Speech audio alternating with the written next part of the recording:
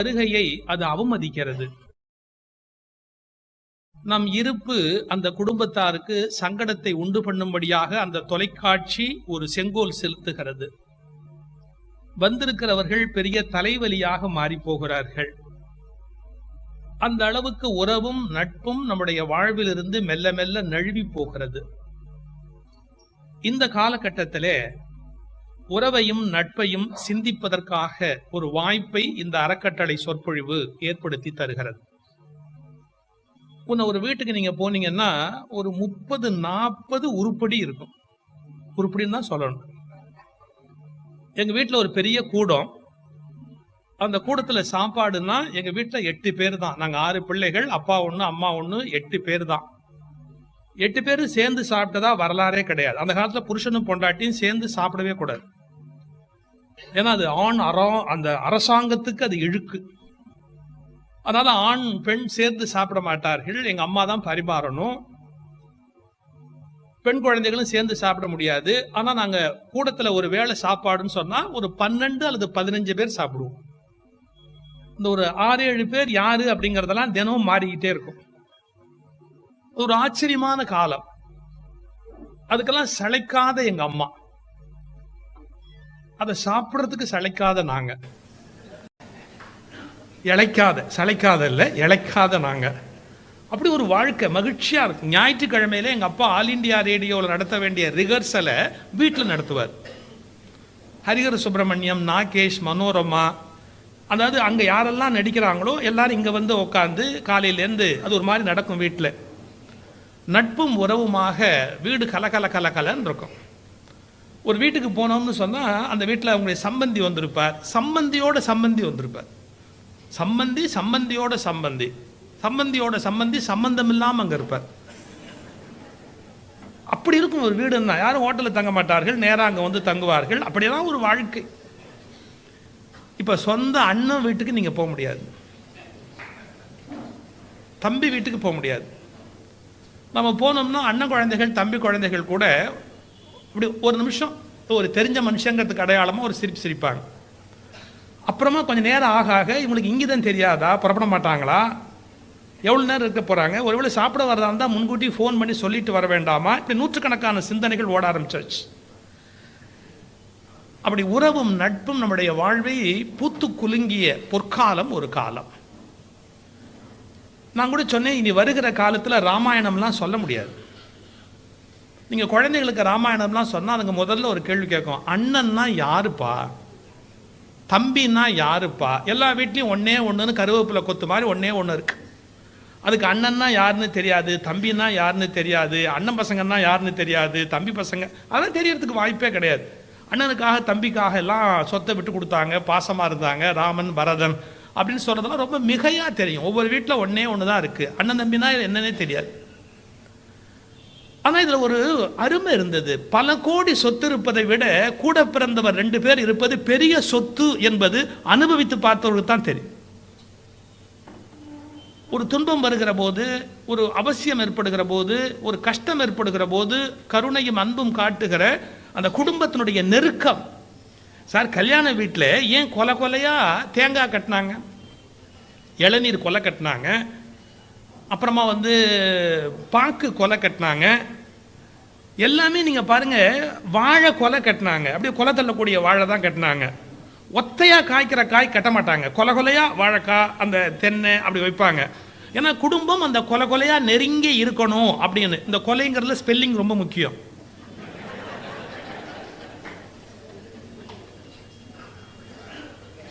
அப்படி கொலையா குடும்பம் வாழணும் அப்படிங்கிறதுக்கு அடையாளமாகவே ஒரு காரியத்தை ஏற்படுத்தினார்கள்.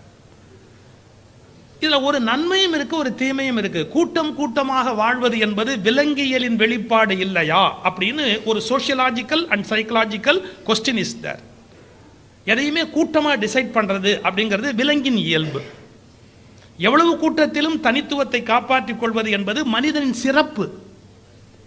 ஒன்று மறந்து விடாதீர்கள், இந்த கூட்டமான சமூகத்திலிருந்து தான் ஒரு புத்தன் தோன்றுகிறார், முற்றிலும் மாறுபட்டவன். ஒரு கூட்டமான சமூகத்திலிருந்து தான் ஒரு இயேசு தோன்றுகிறார், அவர் முற்றிலும் அந்த சமூகத்துக்கு மாறுபட்டவர். இந்த கூட்டமான ஒரு சமூகத்திலிருந்து தான் தனித்திரு என்று சொல்லுகிற வள்ளலார் தோன்றுகிறார், அவர் முற்றிலும் மாறுபட்டவர். எனவே ஒரு சில இடங்களில் கூட்டத்திலிருந்து விலகி தனித்துவமாக இருப்பது என்பதும் பெருமைக்குரிய விஷயம். சில இடங்களில் கூட்டம் கூட்டமாக இருப்பது என்பதும் ஒரு சுகமான அனுபவம், பாசம், அன்பு, இவற்றிலெல்லாம். ஆனால் கூட்டமாக சிந்திக்கிற போது ஒரு குழப்பம் இருக்கிறது. என்ன? ஒருவனுடைய தவறை கூட்டம் நியாயப்படுத்தும். குடும்பத்தில் கூட ஒருவருடைய தவறை அந்த குடும்பமோ அந்த ஜாதியோ ஒட்டுமொத்தமாக நியாயப்படுத்தும். அது நல்ல பழக்கம் அல்ல. இது உறவில் இருக்கிற கஷ்டம்.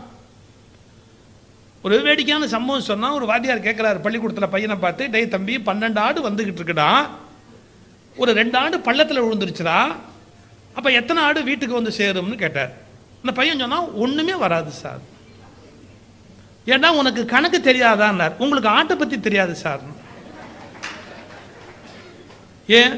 2 ஆடு பள்ளத்தில் விழுந்துட்டா 10 ஆடு வீட்டுக்கு போகாது சார். அதுவும் பள்ளத்தில் எப்படி விழலாம்னு சுற்றி வந்து விழுமே ஒழிய, அது 10 ஆடு வீட்டுக்கு வரலான்ற ஐடியா ஆட்டுக்கு வராது சார். மனுஷனுக்கு வேணா வருமே ஒழிய ஆட்டுக்கு அது வராது சார்.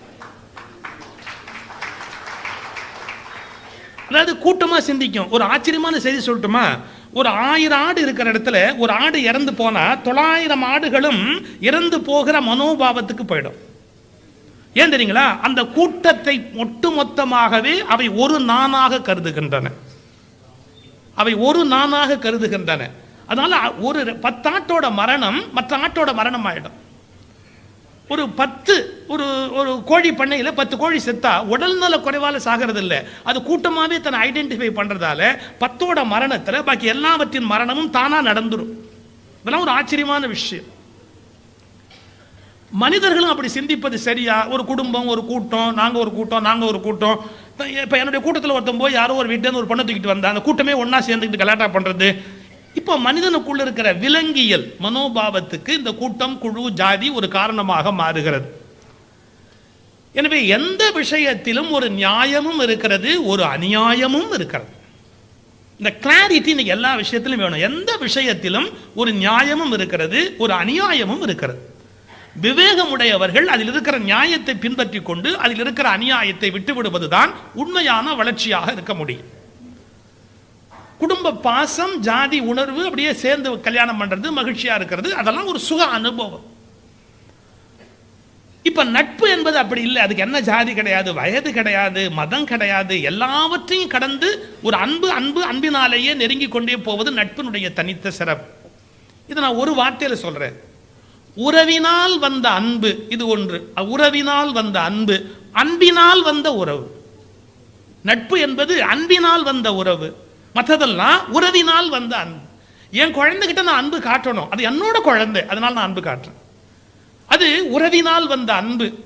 ஒருவேளை அந்த குழந்தைய பிறந்த அன்னைக்கே எடுத்துட்டு ஒரு அம்மாட்ட அந்த குழந்தைய எடுத்துட்டு வேற குழந்தைய வச்சிருந்தா அதைத்தான் பைத்தியமா அன்பு காட்டியிருப்பாளே ஒழிய அவ பெற்றதை தேடி எல்லாம் அன்பு காட்டியிருக்க மாட்டான். அதனால் உறவினால் வந்த அன்பு ஒரு வகையான கட்டாயமான அந்த உள்ள இருக்கிற விலங்கியலுடைய வெளிப்பாடு. ஆனா அன்பினால் வந்த உறவு இருக்கிறது பாருங்க, அது மனித சமூகம் மலர்ந்ததனுடைய அடையாளம். அன்பினால் வந்த உறவு உறவினால் வந்த அன்பை விட சத்தியமாக மேலான. காரணமே இல்லாமல் ஒருத்தர் அன்பு காட்டுகிறோம், அது அன்பினால் வருகிற ஒரு உறவு. ரயிலில் போறேன் சார், ரயிலில் போற போது நான் ஒரு புத்தகம் படிச்சுட்டு போறேன். நான் திருவாசகம் படிக்கிறேன்னு வச்சுங்களேன். அட்டை போட்டு திருவாசகம் அட்டை போட்டு படிக்கணும். நீங்கள் திருவாசகம் வெறுமனை படித்தா மற்றவங்க தள்ளி உட்காந்துருவான். இவன் வேற எங்கேருந்தோ வந்திருக்கிறான் அப்படின்னு பயப்படுவான். திருவாசகம் படிச்சுக்கிட்டு வரான், இவனை நம்ப முடியாது அப்படின்னு 2 அடி தள்ளி உட்காருவான். அட்டை போட்டு திருவாசகம் நான் படிச்சுக்கிட்டு இருக்கிறேன். அந்த எதிரில் இருக்கிறவருக்கு ஒரு கியூரியாசிட்டி, என்ன படிக்கிறாரு அப்படி ஒரு கியூரியாசிட்டி. அதுக்காக மெதுவாக அப்படியே வந்து எட்டி பார்த்து பக்கத்தில் வந்து, தம்பி இது திருவாசகமாக படிக்கிறீங்க? இந்த காலத்தில் யாரு திருவாசகம்லாம் படிக்கிற? யாருமே படிக்கிறதே இல்லையே அப்படின்ட்டு ஒரு பாட்டுக்கு உற்றார யான் வேண்டேன் ஊர் வேண்டேன் பாட்டை எடுத்து ஆரம்பிச்சு அந்த காலத்தில் திருவாசகம் பண்ணி K.M. பாலசுப்ரமணியத்துக்கு விளக்கம் சொல்லுவார் பாருங்க அப்படின்னு. நான் அப்புறம் கிவாஜா அப்படியே போய் பேசிக்கிட்டே போகிறோம். இறங்கணும் சார் விழுப்புரத்தில். அவர் சொல்கிறாரு, தம்பி இனிமேல் நீங்கள் விழுப்புரம் வந்தால் நம்ம வீட்டுக்கு வராமல் போகக்கூடாது. ஏன் தம்பி, என்ன தம்பி நீங்கள் வீட்டுக்கு வராமல் போகக்கூடாது தம்பி. நான் சொல்கிறேன், அண்ணன் நீங்கள் வரும்போது மெட்ராஸில் உங்களுக்கு ஒரு தம்பி இருக்கிறான்ற ஞாபகத்தோடு வாங்க. திருவாசகம் எங்களை இணைக்கிறது, அது அன்பினால் வந்த உறவு. உறவினால் வந்த அன்பிலே ஒரு நிர்பந்தம் இருக்கிறது, ஒரு கட்டாயம் இருக்கிறது. நீ அன்பு காட்டாவிட்டால் நீ துன்புறுத்தப்படுவாய். எங்க மாமா, எங்க மச்சான், எங்க பெரிய எங்க சித்தப்ப அன்பு காட்டல, அன்பு காட்டினாலே கொண்டுடுறான். அன்பு காட்டலன்னு வச்சுங்க, இன்னும் பிரச்சனை பெருசா போயிடும் உறவுல. ஆனா நட்புல அப்படி இல்லை. நட்பு என்பது அது அன்பினால் வருகிற உறவு, அது மேலானது, சிறப்பானது. நான் உறவை ரொம்ப விஸ்தாரமா நான் இன்னைக்கு பேச விரும்பல, நட்பை பற்றி தான் மையமா பேச விரும்புறேன். அதனால ஒரே ஒரு வார்த்தை சொல்லிட்டு போயிடுறேன். என்ன, நம்முடைய உறவுகள் கூட உறவுகளாய் இனிமையாய் நீடிக்க வேண்டும் என்றால் அவர்கள் ஒன்றை தெரிந்து கொள்ள வேண்டும். உறவுகள் உறவாகவே இல்லாமல் என்றைக்கு நட்பாக மலர்கிறதோ அன்றைக்கு உறவுகளும் மனம் வீசுவதாக மாறும். உறவு ஒரு நட்பா மாறிடணும். ஒரு எல்லைக்கு அப்புறம் சார் கணவன் மனைவியே நண்பர்களாக மாறணும். உறவெல்லாம் கிடையாது. கணவன் மனைவிங்கிற அந்த பாண்டேஜ், எந்திரிச்சா கண்டிப்பா காப்பி போட்டு கொடுக்கணும், அந்த காப்பியை கண்டிப்பா குடிச்சே ஆகணும், இந்த மாதிரி எல்லாம் ஒன்றும் கிடையாது. முடிஞ்சா போடலாம், முடிஞ்சா குடிக்கலாம், குடிக்கிறாப்புல இருந்தா குடிக்கலாம், குடிக்க முடியாது குடிக்க முடியாது போகலாம், அதை பெருசா எடுத்துக்கூடாது. ஏன், நட்புக்கு அந்த எல்லை உண்டு. காப்பி குடிக்கிறியாடா அப்படின்னு கேட்பான், நீ போடுறதியா? இப்ப இதை ஈஸியா எடுத்துக்கலாம். நட்பு என்பது என்றைக்குமே பாருங்க, ஒன்றை ஒன்று ஆளுமை செய்யாதது, இட் நெவர் அக்ரெசிவ். அது ஆக்கிரமிக்கிறதுக்கான வேலையே கிடையாது. உறவுல அப்படி இல்லை, ஆக்கிரமிப்பு உண்டு. நீ அதை எப்படி நீ தாய் மாமனை கூப்பிடாம கல்யாணம் பண்ண? நீ அவன் வந்தா வம்பு பண்ணுவான் தானே கூப்பிடல, அதனாலதான் கூப்பிடல. எப்படி நீ சில பேர் ஏன் கல்யாணத்துக்கு கூப்பிடலன்னு வந்து கல்யாணம் பண்ணுவான். இவனை கூப்பிடாம விட்டதுக்கு வந்து என்ன ஏன் கூப்பிடலன்னு கேட்பான். இது ரொம்ப சிக்கல் இல்லையா? அப்போ உறவு கூட நட்பாக மலரும் என்று சொன்னால் வாழ்க்கை இனிமையா இருக்கும். இதை நான் எங்கேருந்து கத்துக்கிட்டேன் தெரியுங்களா? எங்க ஆளு கிழவன் திருவள்ளுவர் தான் எல்லாத்தையும் எழுதி தொலைச்சு விட்டானே. அவன் எழுதுனான், கணவன் மனைவிக்கு இடையில் இருக்கிற உறவு ஆண்டான் அடிமை உறவு அல்ல, முதலாளி தொழிலாளி உறவு அல்ல, மன்னன் குடிமக்கள் உறவு அல்ல, கணவன் பெரியவன் எஜமானன் மனைவி கட்டுப்பட்டவள்னு சொல்லாத, உடம்போடு உயிரிடை அன்ன மற்றன்ன மடந்தையோடு எம்மிடை நட்பு. நட்பு அங்க அன்புன்னு அர்த்தம் பண்ணணும்னு விளக்கம் சொல்லுவாங்க. ஆனாலும் திருவள்ளுவருக்கு அன்புங்கிற வார்த்தையும் நட்புங்கிற வார்த்தைக்கு வித்தியாசம் தெரியாதவரா? கணவன் மனைவி உறவே நீடிச்ச காலம் நல்லா நடக்கணும்னா அது எப்படி இருக்கணும்னா நட்பா இருக்கணும். நான் ஒரு ஆச்சரியமான செய்தி சொல்வேன். டைவர்ஸ் பண்ணிட்டு ஒன்னா இருக்கிற ஹஸ்பண்ட் ஒய்ஃப் இருக்காங்க சார். ஏன், ஹஸ்பண்டுங்கிற போதே அவர் டைம் டேபிள் போட ஆரம்பிச்சிருவார். ஒய்ஃபுங்கிற போது நீ என்ன செலவு பண்ற, உனக்கு யாரு ஃபோன் பண்றா, இதெல்லாம் ஆக ஆரம்பிச்சிருவா. இப்போ நீங்க டைவர்ஸ் பண்ணிட்டு அவங்க அங்க இருக்கும்போது என்னன்னா, அவர் பாட்டுக்கு ஒரு சௌரியப்படி போகலாம், அந்த அம்மா பாட்டுக்கு ஒரு சௌரியப்படி போகலாம், வேணும்னா ஏதாவது உதவி பண்ணிக்கலாம், உடம்பு சரியா மாத்திரை மருந்து காப்பி இப்போ எல்லாம் கொடுக்கலாம். இது எப்படி இருக்குன்னு கேட்டா, நீ எங்க போற எங்க வர என்ன இதெல்லாம் கேட்கறதுக்கு இடமே இல்லை. நான் வேடிக்கைக்கு சொல்லலை, சில குடும்பங்கள்ல டைவர்ஸ் ஆயிட்டு அதன் பிறகு அவர்கள் சௌக்கியமா இருக்கிறாங்க.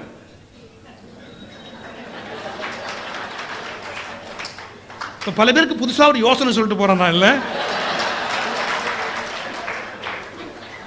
என்ன தப்பு பண்ணிடுறான் கணவன்னா, எனக்கு மனைவி கட்டுப்பட்டவள்னு நினைக்கிறான். எனக்கு மனைவி கட்டுப்பட்டவள் அப்படின்னு நினைக்கிறான். அவ என்ன புடவை உடுத்தணும், அவ என்ன சமைக்கணும், அவ என்ன பண்ணணும், யாரோட பேசணும், யாரோட பேசக்கூடாது, நம்ம குடும்பத்து சைடுல யார் யாரெல்லாம் தலைமையில தூக்கி வச்சுக்கிட்டு ஆடணும், எல்லாம் இவன் பிளான் பண்றான். அதே மாதிரி அவ சொல்ற, நான் இப்படிலாம் இதெல்லாம் நீ பண்ணா என்ன, நீ ஹஸ்பண்ட்னா இப்படி தான் இருக்கணும் அப்படின்னு அவ ஒரு சிஸ்டம் கொண்டு வர. நான் வந்து டைவர்ஸ் பண்ணுங்கன்னு சொல்லல, அதுக்கு மாறா ஒரு யோசனை சொல்றேன். கணவனும் மனைவியும் நண்பர்களாக இருந்து பாருங்கள், அந்த குடும்பத்தில் சிக்கல் வராது, சண்டை வராது, பிரச்சனை வராது. நண்பர்களாக இருக்க ஒரு எல்லைக்கு அப்புறம் நண்பர்கள் தான், யாரும் யாரையும் ஆள முடியாது. அப்ப நட்பு என்பதுதான் உலகத்தில் மிக உயர்ந்த மிகச்சிறந்த உன்னதமான ஒரு உறவாக, உலகம் மதிக்க வேண்டிய ஒரு உறவாக விளங்குவது நட்பு. ஏன்னா நட்புல முதல்ல என்ன கிடையாதுன்னா, யாரும் இன்னொரு வர ஆளுவது அப்படிங்கிறதுக்கு இடம் கிடையாது. அன்புனால ஆள வேண்டிய சந்தர்ப்பம் ஏற்படலாம், அப்ப கூட அதுக்கு ஒரு எல்லை இருக்கு. அவங்க ஆள்வதற்கு ஒரு அகங்காரம் இருக்க முடியாது. கணவன் மனைவி உறவுல சில சமயத்தில் அகங்காரம் இருக்கும், சில கஷ்டம் இருக்கும். அதை நீடித்து கொண்டு போவதில் இருக்கக்கூடிய மிகப்பெரிய சிக்கல் அது ஒன்றும் சாதாரணமான விஷயம் அல்ல. நிறைய சிரமங்கள் இருக்கு. ஏன்னா இதற்கெல்லாம் கட்டுப்பட்டவள் அப்படிங்கிற ஒரு எதிர்பார்ப்பு அவனுடைய மனதில் உருவாகி விடுகிறது. அது எதுவுமே நட்புல கிடையாது. அதுதான் திருவள்ளுவர் உடம்போடு உயிரிடை அன்ன மற்றன்ன மடந்தையோடு எம்மிடை நட்பு அப்படிங்கிற வார்த்தை. வடமொழி திருமண மந்திரங்களே அப்படித்தாங்க. சகி அப்படின்னா அட்ரஸ் பண்ணுது மனைவிய, சகி என் பிரிய சகி, சகினா தோழி, என் தோழின்னு சொல்லி தான் மனைவியை அழைக்கணும் அப்படின்னு சப்தபதி அந்த மந்திரங்களே கூட மனைவியை தோழி என்று கருத வேணுங்கிற கான்செப்டை தான் சொல்லுது. ஆனால் சூழ்நிலையில் அது இல்லை. அதனால் இருக்கிற மிகப்பெரிய சிக்கல். இப்போ நீங்கள் நட்பை எடுத்துக்கிட்டீங்கன்னா, நட்பு இருக்கிற மிகப்பெரிய விஷயம் என்னன்னு கேட்டால், நான் ஒரு செய்தி சொன்னேன். இனி வருகிற காலத்தில் அண்ணன் தம்பியெல்லாம் வீட்டில் இல்லாமல் போயிடுவாங்க. ராமாயணம் எப்படி சொல்றது அப்படின்னு ஒரு கேள்வி வரும். அண்ணன்னா யாருன்னு தெரியாது, பெரியப்பான்னா யாருன்னு தெரியாது அப்படின்னு. ஆனால் நல்லா குறிச்சு வச்சுக்கோங்க, அந்த ரோலை எது டேக் ஓவர் பண்ண போகுதுன்னா நட்பு தான் அந்த உறவின் இடத்தை மங்களகரமாக நிரப்ப போகிறது. எப்படி மங்களகரமாக நிரப்ப போகிறது? நான் அடிக்கடி சொல்றது, என்னுடைய நண்பர் ஒருத்தர், அவருடைய வீட்டுக்கு போவேன். அவர் மகள்கிட்ட அவர் சொல்ல முடியாத விஷயத்தை என்கிட்ட சொல்வார். நீ சொல்ற, நான் நுழைஞ்ச உடனே சிவன் சித்தப்பா நீ நல்லா இருக்கியான்னு தான் கேட்கும். சிவன் சித்தப்பா நீ எப்படி இருக்க அப்படின்னு கேட்கும். பெத்தப்பா சொல்ல முடியாதெல்லாம் சித்தப்பா சொல்லலாம். என்னடா கண்ணு இப்படி பண்றியடா, அவங்க அப்பா எவ்வளோ வருத்தப்படுறான்னு தெரியுமா, இப்படி பண்ணலாமடா கண்ணு அப்படின்னு நம்ம பேசலாம். அப்படி கொஞ்சம் யோசிக்குங்க. காரணம், நான் நண்பன் தான், ஆனால் சிவன் சித்தப்பா நல்லா இருக்கியான்னு கேட்டு சித்தப்பாங்கிற ஒரு ரோலை நான் ப்ளே பண்ண ஆரம்பிக்கும் போது சித்தப்பா இருந்திருந்தா பண்ணுற ரோலை விட கூட நல்ல அளவில் அந்த ரோலை என்னால் ப்ளே பண்ண முடியும். அந்த நல்ல நண்பன். அப்போ நமக்கு அந்த பொறுப்பு வந்துடுது. இது கூட புதுசு இல்லைங்க. ஜட்டாயுவை பற்றி எழுதுகிற போது பீஸ்ட் என்ன சொல்றார்? கழுகு சித்தப்பா ஒரு வார்த்தை யூஸ் பண்றார். அதாவது தசரதன் இருந்து செய்ய வேண்டிய வேலையை ஜட்டாயு செய்யறத பீஸ்ட் எழுதும் போது கழுகு சித்தப்பா அப்படின்னு ஒரு வார்த்தையை தூக்கி போடுறார். நண்பர்கள், ஜட்டாயுவும் தசரதனும் நண்பர்கள். ஆனா நட்பு, அவர் சொல்றாரு ராமனை காட்டுக்கு அனுப்பிச்சிட்டான் தசரதன், அனுப்பிச்சுட்டாரா, சரி நான் இனிமே உங்களை பார்த்துக்கிறேன், உங்களுக்கு நிழல் வர முடியா, நான் இறக விரிச்சு உங்களை கூட்டிட்டு வரேன் அப்படின்னு ஜட்டாயை கூட்டிட்டு வரார். தன்னுடைய நண்பருடைய பிள்ளைகளை தான் காப்பாற்ற வேண்டும் என்ற எண்ணம் ஒரு ஜட்டாயுவுக்கு தோன்றியது என்று இலக்கியம் எழுதுறான். அப்ப நண்பருடைய குழந்தைகளையும் காப்பாற்ற வேண்டிய பொறுப்பு இந்த நண்பனுக்கு இருக்கிறது. அதாவது சித்தப்பாவுடைய ரோல், பெரியப்பாவுடைய ரோல், மாமனுடைய ரோல் எல்லாத்தையுமே நட்பு பிளே பண்ண முடியும். இது ஒரு மங்களகரமான செய்தி. நண்பன் என்பவன் ஒரு எல்லைக்கு பிறகு அந்த குடும்பத்தில் ஒரு உறவின் இடத்தை மங்களகரமாக நிரப்ப முடியும். இது முதல்ல யோசிக்க வேண்டிய விஷயம். நட்பில் இருக்கிற மிகப்பெரிய சிறப்பு என்ன அப்படின்னு கேட்டா, அல்ல யார் உயர்வு யார் தாழ்வு அப்படிங்கிறதுக்கு கொஸ்டினே கிடையாது. கணவன் மனைவி உறவுல கூட வயசுல இவர் பெரியவர், அதனால இவருடைய உத்தரவுக்கு அவர் கட்டுப்பட்டவர், இவர் சம்பாதிக்கிறவர் அதனால கட்டுப்பட்டவர், அல்லது இவங்க குடும்பம் கொஞ்சம் பெரிய குடும்பம், நம்ம பெண் எடுக்கும் போதே வயசு கம்மியாக தான் எடுப்போம், ஒரு 4 வயசு 5 வயசு கம்மியாக தான் எடுப்போம். அப்ப கட்டுப்பட்ட மாதிரி இருக்கணும்ன்ற எதிர்பார்ப்பில் எடுப்போம். கட்டுப்படணுங்கிற ஒரு எதிர்பார்ப்பு, தேவையில்லாத எதிர்பார்ப்பு, அது எல்லாம் பில்டப் பண்ணிக்கிறோம். ஆனா அப்படி இருந்து நம்ம பின்னாடி வேறு மாதிரியான சிரமங்களுக்கு உள்ளாகிறோம். பட் நட்புல அப்படி கிடையாது. வயது மூத்தவரா இருக்கலாம், குறைச்சவரா இருக்கலாம், யாரா இருந்தாலும் அது ஒரு பெரிய பிரச்சனையா இல்ல. நான் உயர்வு என்ற எண்ணமே அல்ல இல்லை இருக்குமானால் நட்பு நீடிப்பதில்லை.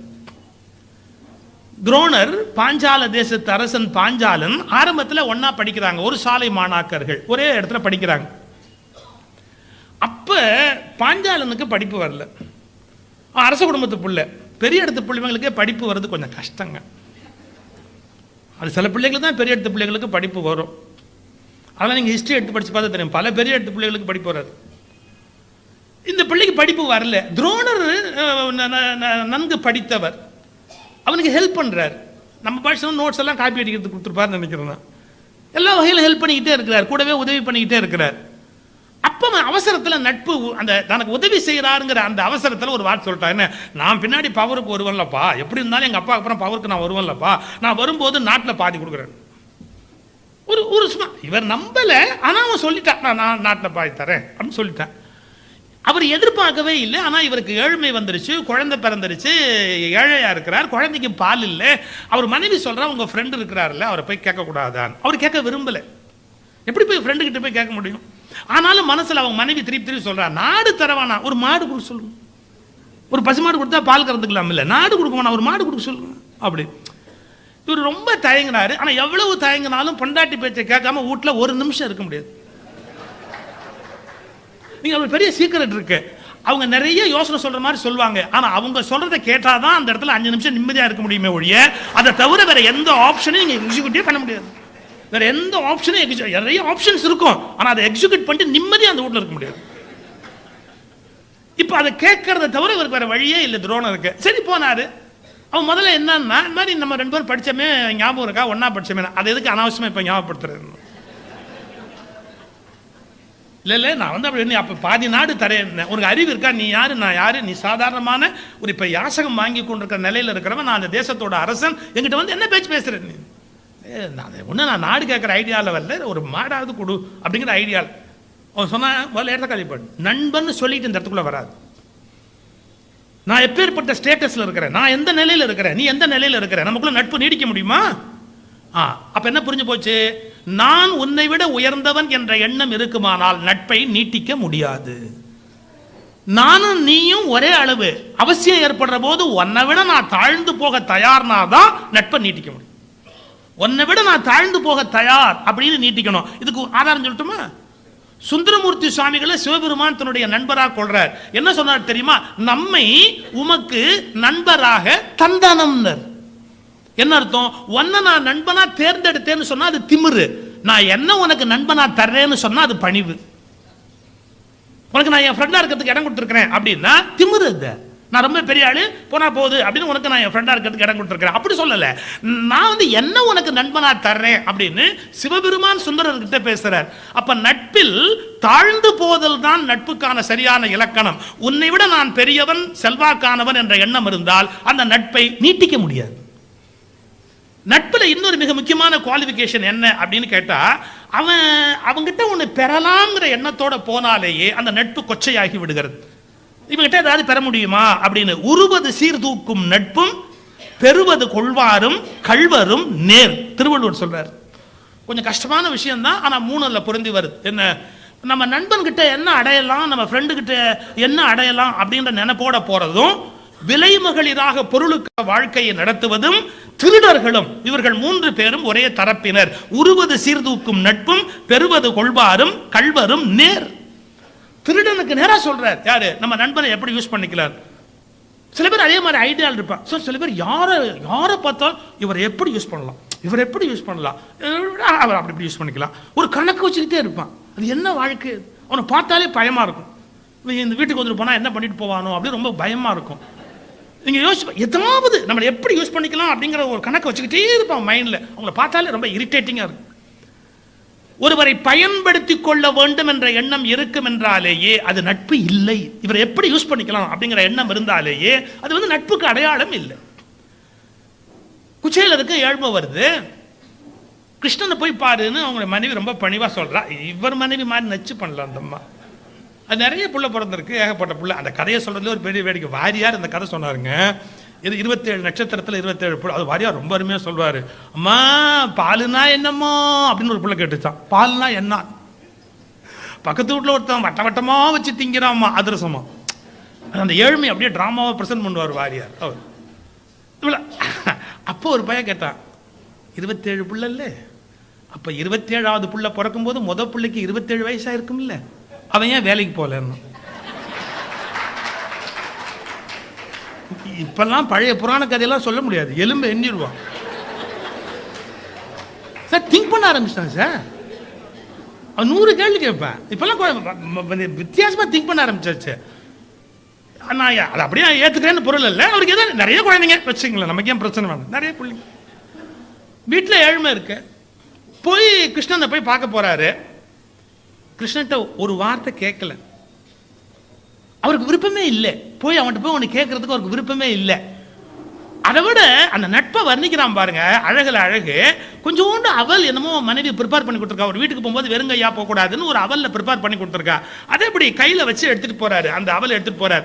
அங்கே போனால் அரண்மனை அது இது இதெல்லாம் பார்க்கும்போது அவருக்கு கூச்சமா இருக்கு. இது எப்படி நான் கொடுக்கறது? நம்ம ஒரு பொருளை கொண்டு போனால் கொடுக்குற அளவுக்கு அதுக்கு ஒரு யோகியதை இருக்கணும்ல. அது இல்லை இல்லை, எப்படி நான் கொடுக்கறது அப்படின்னு அவர் தயங்குறார். ஒரு வினாடி கொடுக்கல, அதனால கொடுக்கல வச்சிருக்காரு அப்படியே. பாருங்க, நண்பனுடைய மனசு தாழ்ந்து போகாதபடி கவனிச்சுக்க வேண்டியது நல்ல நண்பனுடைய பொறுப்பு. அவர் கேட்டாரு, எங்க அண்ணி ஏதாவது கொடுத்து விட்டுருப்பாளே, ஒண்ணு கொடுக்கல. ஆமா கொடுத்தா எனக்கு தான் கொடுக்கறதுக்கு கொஞ்சம் கூச்சமா, கொண்டா அவ பிரமாதமா செஞ்சிருப்பா கொடு அப்படின்னு அதை வாங்கி சாப்பிடுறான் கிருஷ்ணன். எல்லாம் முடிஞ்சது. அவருக்கும் அவங்ககிட்ட உதவி கேட்கலாமா, அவன் ஒய்ஃப் சொல்லி தான் அனுப்பிச்சிருக்கிறா ஏதாவது உதவி கேளுன்னு. கேட்கலாமா கேட்கலாமா கேட்கலாமான்னு நினைக்கிறாரு, தடுக்குது. சரி கேட்க வேண்டாம் அப்படிங்கிற ஒரு முடிவோடையே, கேட்க வேண்டாங்கிற ஐடியாவோடையே புறப்பட்டுட்டார். அவருக்கு என்ன பயம்னா, வீட்டுக்கு போன உடனே மனைவி என்னமோ உங்க ஃப்ரெண்டுன்னு சொன்னீங்களே, அவர் ஒன்றும் கொடுக்காம அனுப்பிச்சுட்டாரு, வெறுங்கையோடு அனுப்பிச்சுட்டாரு, இவரெல்லாம் தான் உங்க ஃப்ரெண்டா, இப்படி நிறைய கேள்வி வந்தா என்ன பதில் சொல்றது? தயங்கிட்டு வீட்டுக்கு போறாரு. ஆனா அதுக்குள்ள அந்த வீட்டுக்கு எல்லா உதவியும் போய் சேர்ந்துருது. தன்னுடைய நண்பன் ஒன்றை கேட்பதற்கு முன்பாகவே கேளாமலேயே எவன் கொடுக்கிறானோ அவன்தான் மிகச்சிறந்த நண்பன். சில பேர் சார் பெரிய மனிதர்களா இருப்பாங்க சார். ஒருத்தர் கஷ்டப்படுறாங்கன்னு தெரியும் சார், அவர் கஷ்டப்படுறார் ஹெல்ப் பண்ணுங்களேன். என்ன வந்து கேட்டாரு, என்ன கேட்கறது? ஏன் அவருக்கு அவ்வளோ தேவைன்னா அவர் கேட்கறது, நீ என்ன கேட்கறது? அவர் வந்து கேட்கட்டுமே. அப்புறம் நட்புக்கு என்ன அடையாளம் இருக்கு? பண்புக்கு என்ன அடையாளம் இருக்கு? இளன் என்று எவ்வம் உரையாமை ஈதல் குலனுடையான் கண்ணே உள. இளன் என்று எவ்வம் உரையாமை ஈதல். என்கிட்ட இல்லைன்னு கேட்கறதுக்கு அவனுக்கும் ஒரு தன்மானம் இருக்குல்ல. அவன் எப்படி கேட்பான்? கேட்கறதுக்கு முன்னாடி குடுத்துடணும். எப்படி யோசிக்கிறார் பாருங்க திருவள்ளுவர். இளன் என்று எவ்வம் உரையாமை ஈதல். எவ்வம்னால நிறைய பொருள் இருக்கு. நீ ஒரு தடவை கொடுத்துட்டேன்னா அவன் ஜென்மத்துக்கு இன்னொருத்தன் போய் கேட்கக்கூடாது, உங்ககிட்ட கேட்கக்கூடாது, வேற எவங்கிட்டையும் கேட்கக்கூடாது, அவன் ஜென்மத்துக்கு எவங்கிட்டையும் கேட்கக்கூடாது. இளன் என்று எவ்வம் உரையாமை ஈதல் குலனுடையான் கண்ணே உள. அப்படி கொடு. கிருஷ்ணா அப்படி கொடுக்குறான் குச்சையில் இருக்கு. ஏன் அவருக்கு வீடு வீடு எல்லா வசதியும் செய்து கொடுக்குறான். கேட்கட்டுமே அப்படின்னு அவன் நினைக்கல. இது தோழமையில இருக்கிற இன்னொரு ஒரு உயர்ந்த நிலை. இந்த தோழமையில மட்டும் ஒரு சின்ன ஒரு விதி எக்ஸம்ஷன் ஒன்று உண்டு. என்ன? நண்பர்கள் தப்பு பண்ணா கூட கண்டுக்கப்படாது, தப்பு சேர்ந்து பண்ணக்கூடாது. இப்பெல்லாம் நட்புங்கிறதுக்கு அடையாளமே சீட்டாடுறது, தண்ணி போடுறது, எல்லாம் ஒன்றா சேர்ந்து ஊரில் உருப்படி இல்லாமல் சுற்றுறது, கழுதாயா மேயறது, இதெல்லாம் தான் இப்போ நட்புக்கு அடையாளம் நினைக்கிறேன். அதெல்லாம் குட்டிச்சவராக போகிற விஷயம். அதுதான் பெரிய நட்புன்னு வேற சொல்லிக்கிறேன். அது நட்பே இல்லை, அது நட்பே இல்லை, அது எக்ஸ்ப்ளாய்டேஷன். ஒருத்தரை எக்ஸ்ப்ளாய்ட் பண்ணிக்கிறது. ஒரு உண்மையான நட்புக்கு என்ன? நட்புல கொஞ்சம் சில சமயத்தில் அப்படி இப்படி ஒரு விதமான வரும். சுந்தரமூர்த்தி சாமி பாடுறார் இல்லையா, தோழனுமாய் யான் செய்யும் துரிசுகளுக்கு உடனாகி. என்ன அர்த்தம்? துரிசுகளுக்கு உடனாகி நான் கொஞ்சம் பண்ணுறேன் அப்படி இப்படி அந்த விஷயங்களுக்கெல்லாம் ஃப்ரெண்டு ஹெல்ப்ஃபுல்லாக இருக்கும். இப்போ நாங்களே கூட என் ஃப்ரெண்டு ஒருத்தர் லவ் பண்ணி மேரி பண்ணார். எவ்வளோ போய் சொல்லியிருக்கோம். அவன் எங்கே போயிருக்கான்னு அவங்க வீட்டில் கேட்பாங்க. அவன் என்ன சொல்லிட்டு போனான்னு நமக்கு தெரியாது. அவன் சொல்லலையா? அவன் என்னமோ நீங்கள் எங்கேயோ போகணுன்னு சொன்னான், உங்கள்கிட்ட சொல்லலையா? அவனையும் காப்பாற்றணும், ஒளரி போய் நாமளும் மாட்டிக்க கூடாது. அப்புறம் இந்த மாதிரி செல்ஃபோன் அப்போ மாதிரி கிடையாது, டக்கு டக்குன்னு மெசேஜ் அனுப்பிச்சு திட்ட பேர் எங்கடா இருக்குன்னு கேட்கறதுக்குலாம் வழி கிடையாது. அப்படி ஆனால் அவனை காப்பாற்றுவோம். அவன் லவ் பண்ணதுக்கு பீச்சுக்கு போயிருக்கான். என் ஃப்ரெண்டு ஒருத்தர் லவ் பண்ணார். அவங்க வீட்டில் சொன்னார், எழுத்தாளர் அகிலனை பார்க்கறதுக்கு போயிருக்கேன்னு சொல்லிட்டு போயிட்டார். எழுத்தாளர் அகிலனை பார்க்கறதுக்கு போறேன்ட்டு போயிருக்கார். அவங்க வீட்டில் பேப்பரை திருப்பினா அகிலன் ரஷ்ய பயணம்னு போட்டிருக்கு.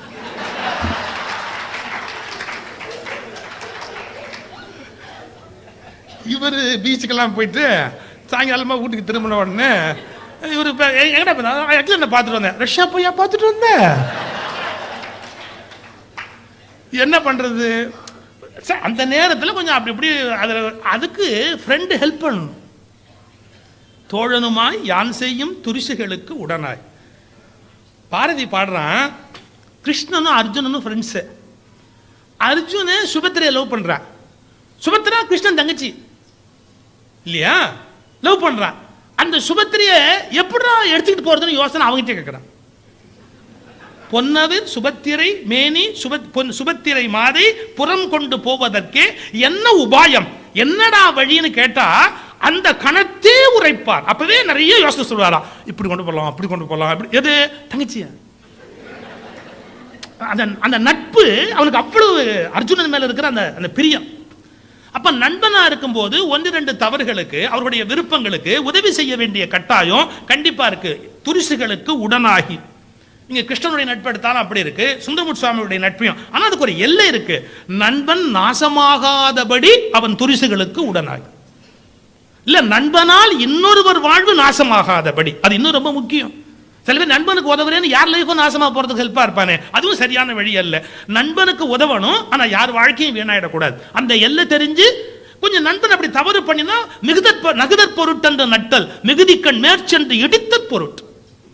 தப்பு பண்ணும்போது டேய் தப்புடா இப்படிலாம் பண்ணாதடா, மிகுதிக்கண் மேற்சென்று இடித்தற் பொருட்டு, இதெல்லாம் நட்புக்கு இலக்கணம் வச்சான். அப்புறம் நட்புல இருக்கிற இன்னொரு மிக உயர்ந்த குணம் என்னன்னு கேட்டீங்கன்னா தியாகம்.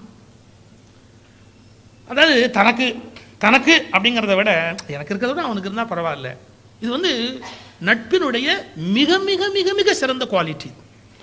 நான் அதை என்ஜாய் பண்ணணும் அப்படின்னு நினைக்கிறத விட எனக்கு கிடைக்கிறத நான் அவனுக்கு கொடுத்துடலாம், அவன் சந்தோஷமா இருக்கிறத பார்க்கணும் அப்படிங்கிற அந்த தியாக உணர்வு இருக்கு பாருங்க, அதுதான் அற்புதத்தில் பெரிய அற்புதம். சாலமன் பாப்பியா சாரும் நானும் ஒரு முறை மலேசியா ஒன்னா போனோம். நிறைய மனம் விட்டு சில விஷயங்கள் பேசிட்டு வந்தார் ஐயா. அவருடைய மகனுக்கு தியாகமூர்த்தின்னு பேர் வச்சிருக்கார். அவருடைய மகனுக்கு தியாகமூர்த்தின்னு பேர் வச்சிருக்கார்.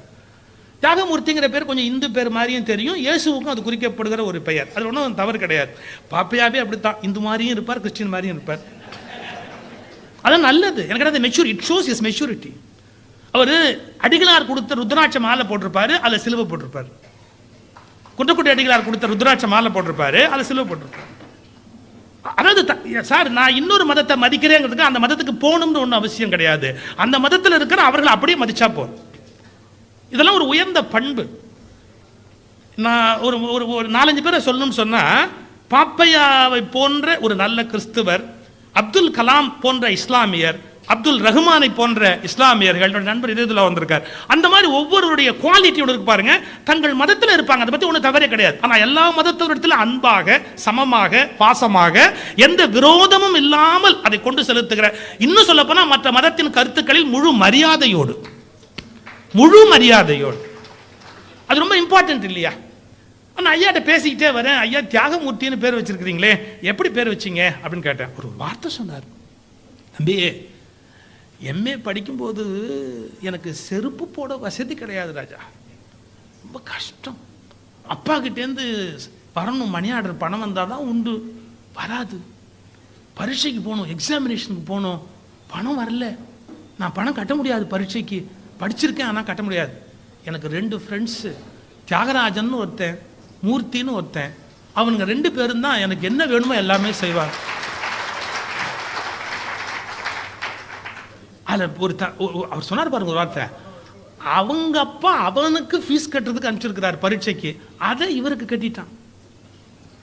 அப்போ அவர் கேட்குறாரு, ஏண்டா நீ எனக்கு கட்டிட்டேன்னா உங்க அப்பா அவனை திட்டுவாரு. அவன் சொன்ன பதில் பாருங்க, என்னதான் எக்ஸாம் எழுதினாலும் நான் ஃபெயிலாக போறேன், இதுக்கு எதுக்கு பணம் கட்டுறது?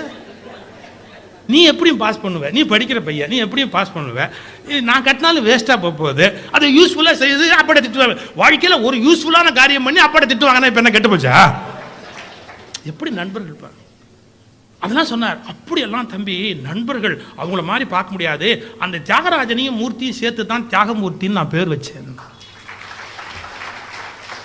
சிறந்த நண்பர்கள் நமக்கு கிடைக்கிறதுக்கு பாருங்க பெரும் சொத்து, மிகப்பெரிய சொத்து. எங்க அப்பா ஆல் இண்டியா ரேடியோவில் வேலை பார்த்தார்.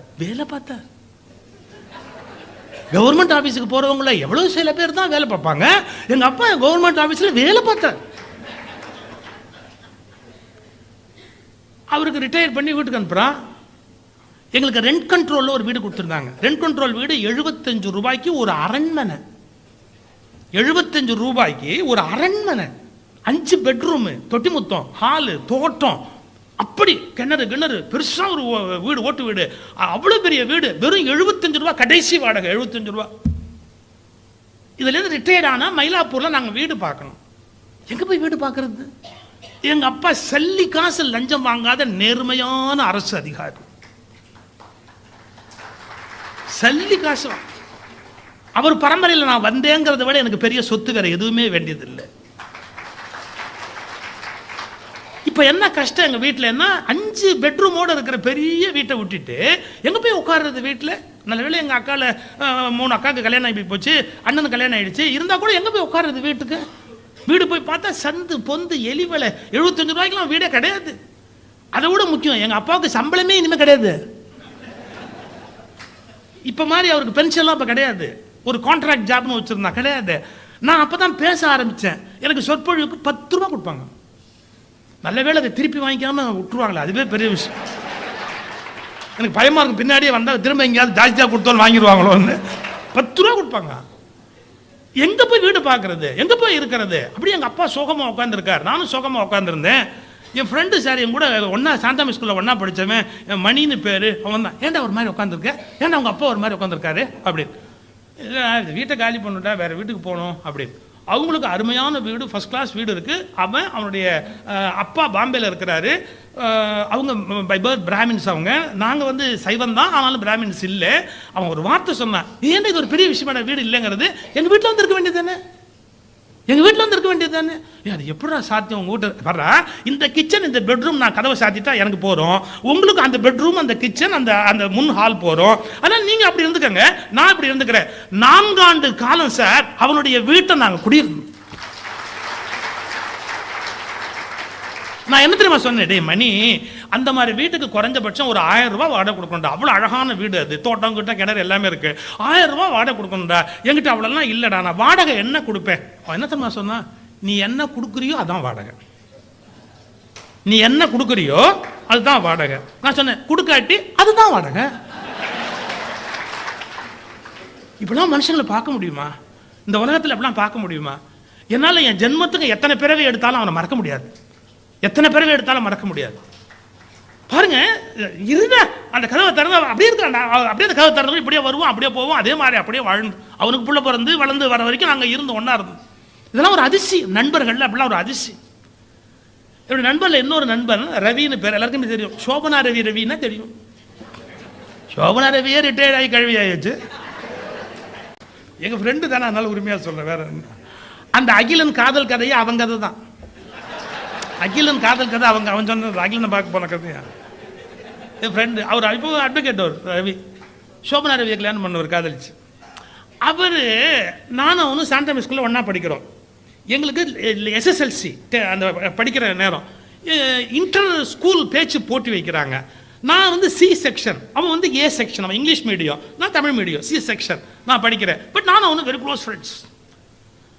என்ன நடக்குது, பேச்சு போட்டிக்கு 2 பேர் அனுப்பணும். வகுப்புலேருந்து 2 பேரை மொத்தமாக ஸ்கூல்லேருந்து அனுப்பணும். அது வந்து எஜுகேஷன் டிபார்ட்மெண்ட் நடத்துது, பெரிய போட்டி, பேச்சு போட்டி. எங்கள் கிளாஸில் எல்லாரும் சேர்ந்து ஒரு தீர்மானம் போட்டான், என்ன அனுப்பக்கூடாது. என் மேலே என்ன காட்டணும் தெரியல.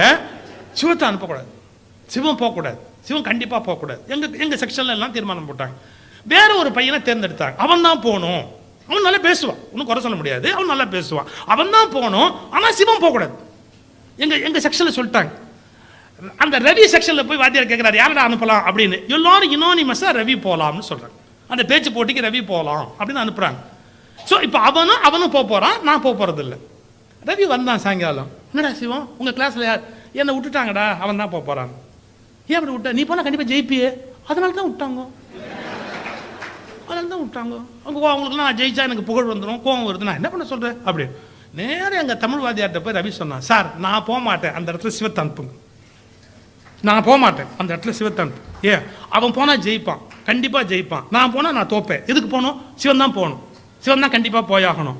அன்று என் வாழ்வில் என்னை நிமிர்த்திய அந்த அந்த அந்த நம்பிக்கை இருக்கு பாருங்க. இன்று வரை நான் மேடையில் கம்பீரமாக நிற்பதற்கு அவர் ஒரு மூலக்காரர்.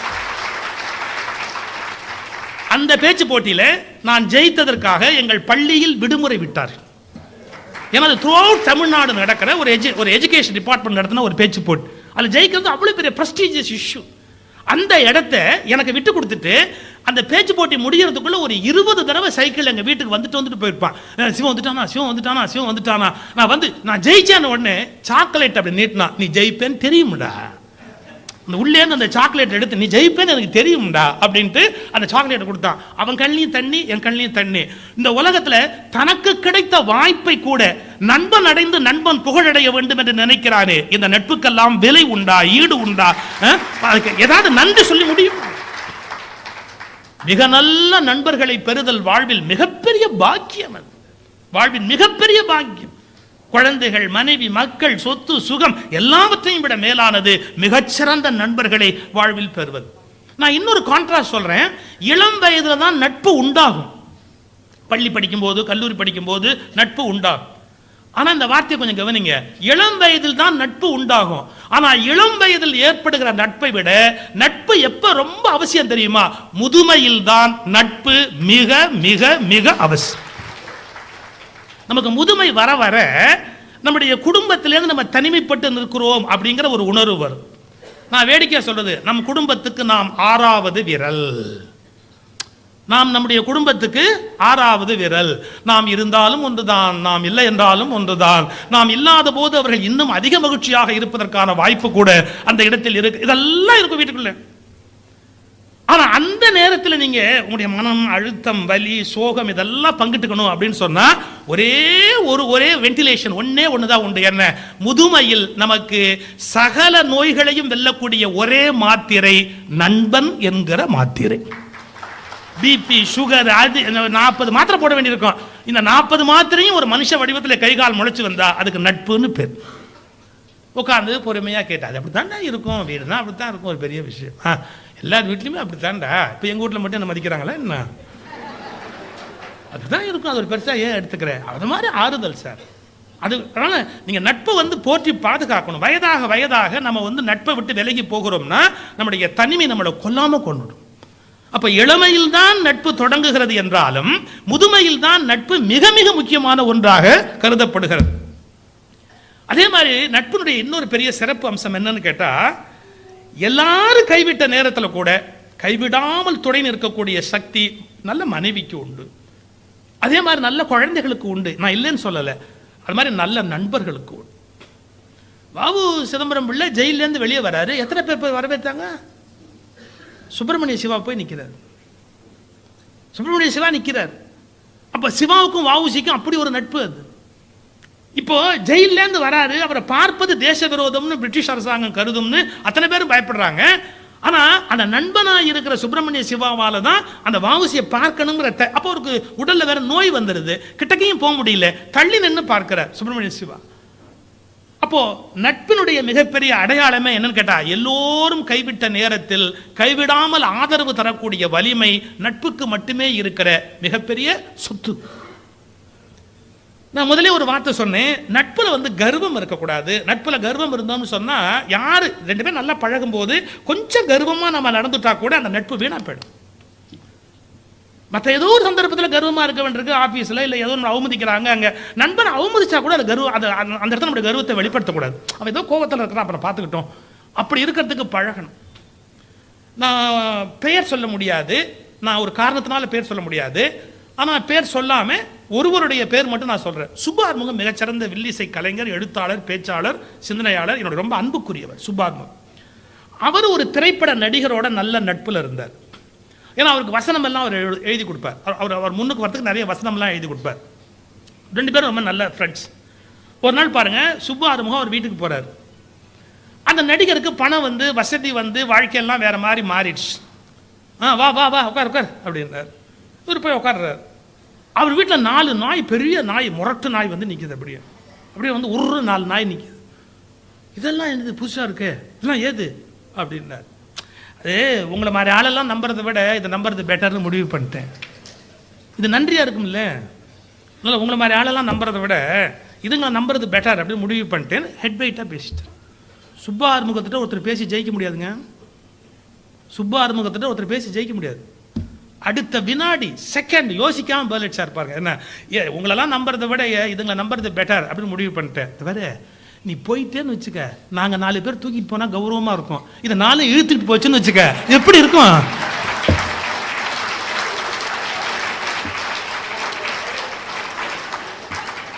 நல்லாவா இருக்கும்? அவர் அப்படியே ஷாக் ஆயிட்டு, பாவி பாவி இப்படியா இப்படியா பேசுவ அப்படின்னு. வில்லனுக்கு நான் தான்ப்பா வசனம் எழுதுறேன், நான் என்ன கதாநாயகனுக்கு மட்டுமா வசனம் எழுதுறேன், வில்லனுக்கு நான் தானே வசனம் எழுதுறேன், அதனால எனக்கு இதுவும் எழுத தெரியும் அதுவும் எழுத தெரியும். மகா புத்தி சார். இதை விட ஒரு மோசமா போற நண்பனுக்கு வேற எப்படி சார் புத்தி சொல்ல முடியும்? 4 உன்னை இழுத்துட்டு போனா எப்படி கொஞ்சம் யோசிச்சுப்பாரு அப்படின்னா, நாங்கள் 4 பேர் தூக்கிட்டு போனா எப்படி இருக்கும்? கௌரவமா இருக்கும். 4 இழுத்துட்டு போனா, அதாவது நண்பன் தவறு செய்கிற போது மிகுதிக்கண் மேற்சென்று இடித்த பொருட்டு. நட்புல கர்வம் இருக்கக்கூடாது, அது முக்கியம். இருந்தா திருத்தணும்.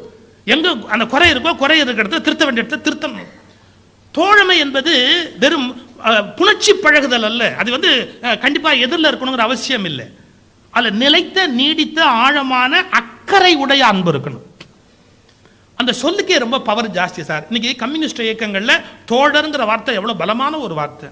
தோழர் அந்த வார்த்தையே. அப்ப நான் இன்னொன்னு சேர்த்து சொல்லணும், மார்க்ஸ் இவ்வளவு பெரிய நூலை உலகத்துக்கு கொடுத்தாருன்னா, எங்கெல்ஸ் என்கிற தோழன் இல்லாமல் இருந்திருந்தால் மார்க்ஸால் அந்த நூலை தந்திருக்க முடியாது. காரணம், மார்க்சின் வறுமையே மார்க்ஸை தின்றிருக்கும்.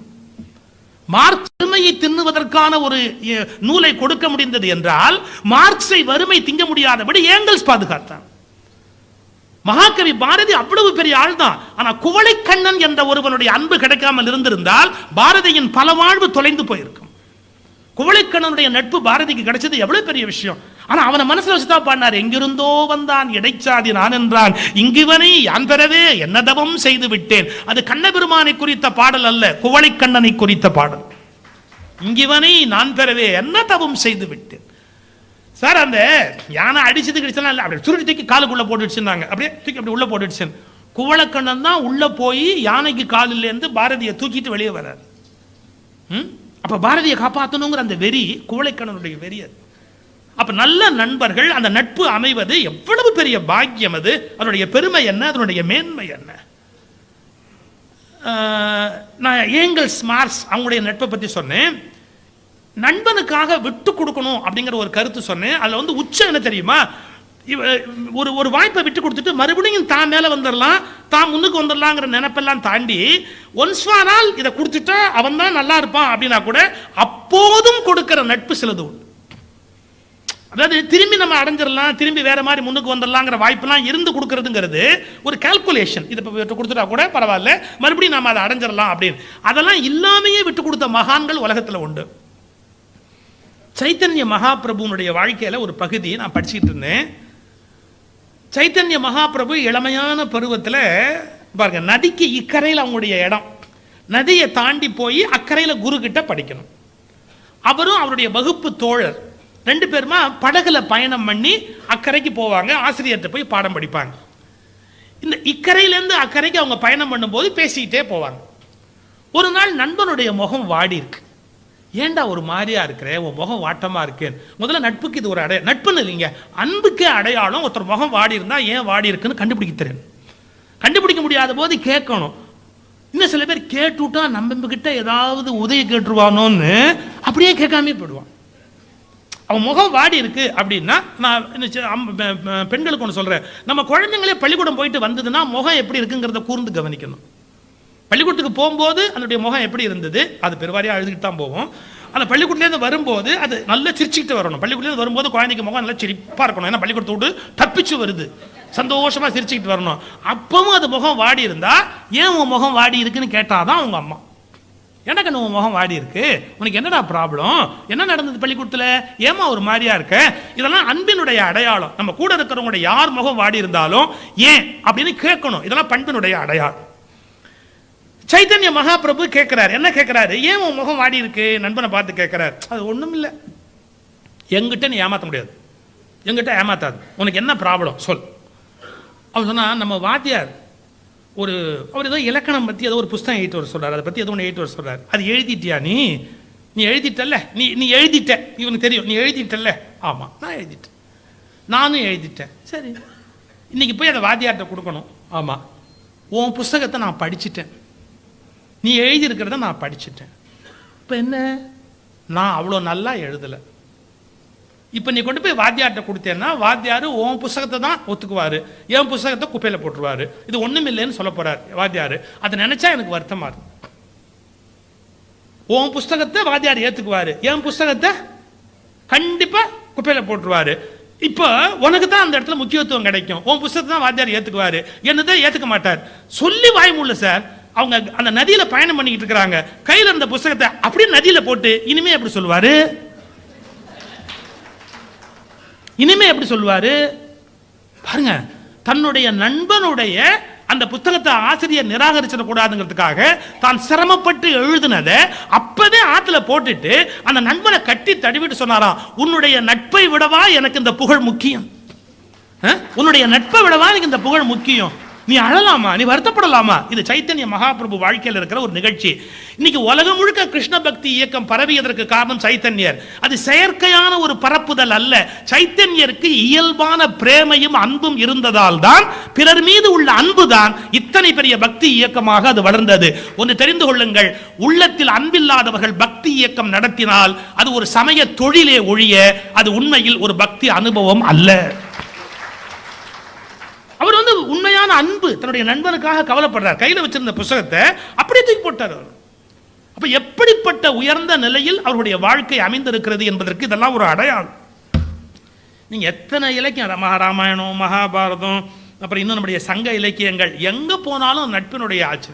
நான் ஒரு தனிப்பாடல் படித்தேன், எனக்கு இன்னும் அந்த பேர் கண்டுபிடிக்க முடியல. சாரதா மாதிரி இருக்கிற சங்க இலக்கியம்லாம் படித்தவங்க, தனிப்பாடல்லாம் படித்தவங்க, அவங்க தான் எனக்கு அதுக்கு விளக்கம் சொல்லணும். நான் படித்த பாடலில் ஒரு கருத்து படித்தேன் பாருங்களேன். ஒரு அரசர் வந்து ஈமப்படுக்கையில் வைக்கிறாங்க. ஈமப்படுக்கைனா தெரியும் உங்களுக்கு, இறுதி அவருக்கு எரிக்க போகிறாங்க. அவசரமாக ஒரு புலவர் ஓடி வர்றார். ஓடி வந்து சொல்கிறார், நானும் போய் இதில் படுத்துக்க போகிறேங்கிறார். அவனை எரிக்கிற அந்த இடத்துல நானும் போய் படுத்துக்க போகிறேன் அப்படிங்கிறார். அரங்கராமலிங்க தெரிஞ்சாலும் சொல்லிடலாம் எனக்கு, அது எந்த எந்த தனிப்பாடல்னு சொல். இந்த படுக்கையில் போய் அரசன் படுக்க போகிறான், நானும் போய் படுக்க போகிறேன் அப்படின்னு போகிறார். எல்லாரும் கேட்குறாங்க, உனக்கு பைத்தியமா, அவரும் செத்து போயிட்டாரு, அவருக்கு கையமக்க படுக்க வைக்க போகிறாங்க, நீ என்னத்துக்கு போகிறேன்? அவன் ஒரு நடந்த சம்பவம் சொல்கிறான்.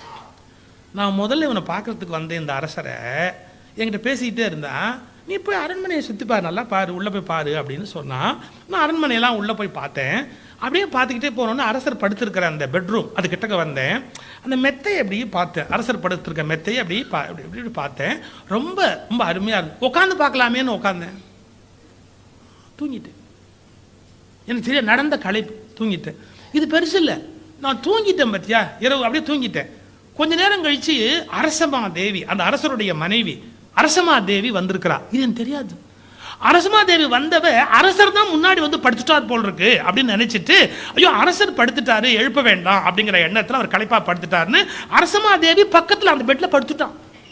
அவன் பாட்டுக்கு படுத்துட்டான். எங்களுக்கு இது தெரியாது. ரொம்ப இரவு தாமதமாக அரசன் வந்து பார்த்தவன் நான் படுத்திருக்கிறதையும் அந்த பக்கமா அரசமா தேவி படுத்துக்கிறதையும் பார்த்துட்டு, அது ஒரு பெரிய விஷயம் இல்லை, நடந்து வந்த களைப்பில் அவன் தூங்குறான், அது வந்தது தெரியாம அவன் படுத்திருக்கிறா அப்படின்னு அவன் பாட்டுக்கு அப்படியே தரையில படுத்துட்டான். அந்த அரசன் அவன் பாட்டுக்கு தரையில படுத்துட்டான். நான் காலையில் எந்திரிச்சவன் பதறி போயிட்டேன், ஐயோ அவன் எவ்வளவு பெரிய தவறு பண்ணிட்டோம்னு. நான் மன்னிப்பு கேட்கிறேன், நான் அப்படி படுத்திருக்க கூடாதுன்னு. அதெல்லாம் ஒன்றும் தப்பு இல்லையே. இல்லை அந்த அரசமாதேவி வந்து படுத்தது எனக்கு தெரியாது, நான் உன்னை நம்புறேன், பூரணமா நம்புறேன், என் மனைவியை நான் நம்புறேன், அதனால ஒன்றும் சந்தேகப்படுறதுக்கு ஒண்ணுமே இடமே இல்லையே. நீ படுத்த களைப்பா படுத்து ஒரு பெரிய விஷயம் இல்லை.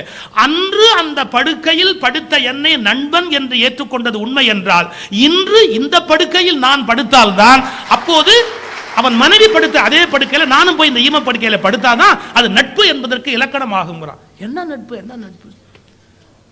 அப்ப அதை தப்பா நினைக்காம அவன் ஏத்துக்கிட்டான்ல. அப்ப அன்னைக்கு போய் அவன் படுக்கையில படுத்தான்ல, இன்னைக்கு நான் அதே படுக்கையில படுக்க வேண்டாமா? ஒரு புலவன் அப்படி பாடிய ரொம்ப இளம் வயதில் நான் படிச்சது. எப்படியெல்லாம் அந்த அந்த நட்பை வெளிப்படுத்தி இருக்கிறார்கள். அந்த அன்பினுடைய எல்லை எப்படிப்பட்ட அன்பாக அது விளங்கி இருக்கிறது. நீங்க சங்க இலக்கியங்களை எடுத்து பார்த்தீங்கன்னா ஒவ்வொரு புலவனுடைய ஆச்சரியமும் அப்படி ஒரு ஆச்சரியமான குவாலிட்டி. ஐயா, கபிலர் பாரியினுடைய மகளிரை திருமணம் பண்ணி வைக்கிறதுக்கு கஷ்டப்படுறார். அவங்க ரெண்டு பேரும் என்ன உறவு, என்ன உறவு? புலனழுக்கற்ற அந்த நாளன் கபிலன். பாரிய 3 அரசர்களும் சேர சோழ பாண்டியர்களும் எதிரியா கருதுறாங்க. இவன் புகழ் அவங்களுக்கு பிடிக்கல, இவங்க புகழ் அவங்களுக்கு பிடிக்கல. இவனை எப்படியாவது வீழ்த்தணும்னு நினைக்கிறாங்க, படையெடுத்து வர்றாங்க. கபிலர் போய் சொல்றாரு, இதெல்லாம் பாடுறா, அவனை அடையணும்னு சொன்னா சண்டைகள்லாம் போட்டு ஜெயிக்க முடியாதுன்னா வேணா ஒன்று பண்ணு, பாணர் விரலியர் போல் ஆடி பாடிக்கிட்டு போய் கேளு, குத்துருவாங்க. இந்த மலையை வேணா கேளு, குத்துருவான். எப்படியோ அவங்க மடக்கிட்டாங்க, பாரிய கொண்டு முடிச்சாச்சு. பாரியினுடைய பெண்கள் அங்கவை சங்கவை அவங்க வந்து இப்போ நிராதரவா இருக்காங்க. தன் நண்பருடைய மகளை திருமணம் பண்ணி வைக்க வேணுங்கிற தவிப்பு அவருக்கு வரும். ஒவ்வொரு அரசன்ட்டியா போய் கெஞ்சுறாரு, கல்யாணம் பண்ணிக்கங்கப்பா, கல்யாணம் பண்ணிக்கங்கப்பா, இந்த பொண்ணை அப்படியே கல்யாணம் பண்ணிக்கங்கப்பா. எல்லாரும் பயப்படுறான். ஏன், எப்படி மூவேந்தருடைய பகையை எதிர்கொண்டு இவனை இந்த பொண்ணுங்களை கல்யாணம் பண்றது, பெரிய பிரச்சனை வருமே, மாட்டேங்கிறான். கடைசியா திருக்கோவில் மலையமான் கல்யாணம் பண்ணிக்கிறேன்னு சொல்றான். ஒரு பெண்ணை வந்து திருமணம் பண்ணி கொடுக்குறாரு. அப்புறம் இன்னொரு பெண் வேற இடத்துக்கு அந்த கதை அப்படியே போகும். அதுல என்ன குறிப்புன்னா, இந்த திருமணத்தை செய்து வைப்பதற்காக அவர் அந்த பாடுபடுகிறார். ஒரு நல்ல நண்பனை புகழ்ந்து கொண்டிருப்பது மட்டும் வேலை இல்லை, அவனால் ஒரு சங்கடம் ஏற்படுகிற போது அவனுடைய பிள்ளைகளை வாழ்விக்க வேண்டிய பொறுப்பும் ஒரு நண்பனுக்கு உண்டு என்பதை சங்க இலக்கியம் நமக்கு புரிய வைக்கிறது. ஒரு நண்பனுடைய ரோல் என்ன, அவன் ஃபேமிலியை ப்ரொடெக்ட் பண்ணும். சில செய்திகள் சார் சிலலாம் கேட்டால் அப்படியே பிரமிப்பார். என்னுடைய தெரிந்த குடும்பத்தில் நடந்த ஒரு சம்பவம், தெரிஞ்ச குடும்பத்தில் நடந்தது. எப்படின்னா, ஒரு பெரியவர், அவரும் நண்பர்கள், இவர் நல்ல வியாபாரம் பண்ணிட்டு இருப்பாரு. ஏதோ ஒரு சந்தர்ப்பத்தில் இவர்கிட்ட 2 லட்ச ரூபா வாங்கியிருக்காரு. ஆனால் எதுவுமே எழுத்து மூலமாக கிடையாது. 2 லட்ச ரூபா வாங்கியிருக்காரு.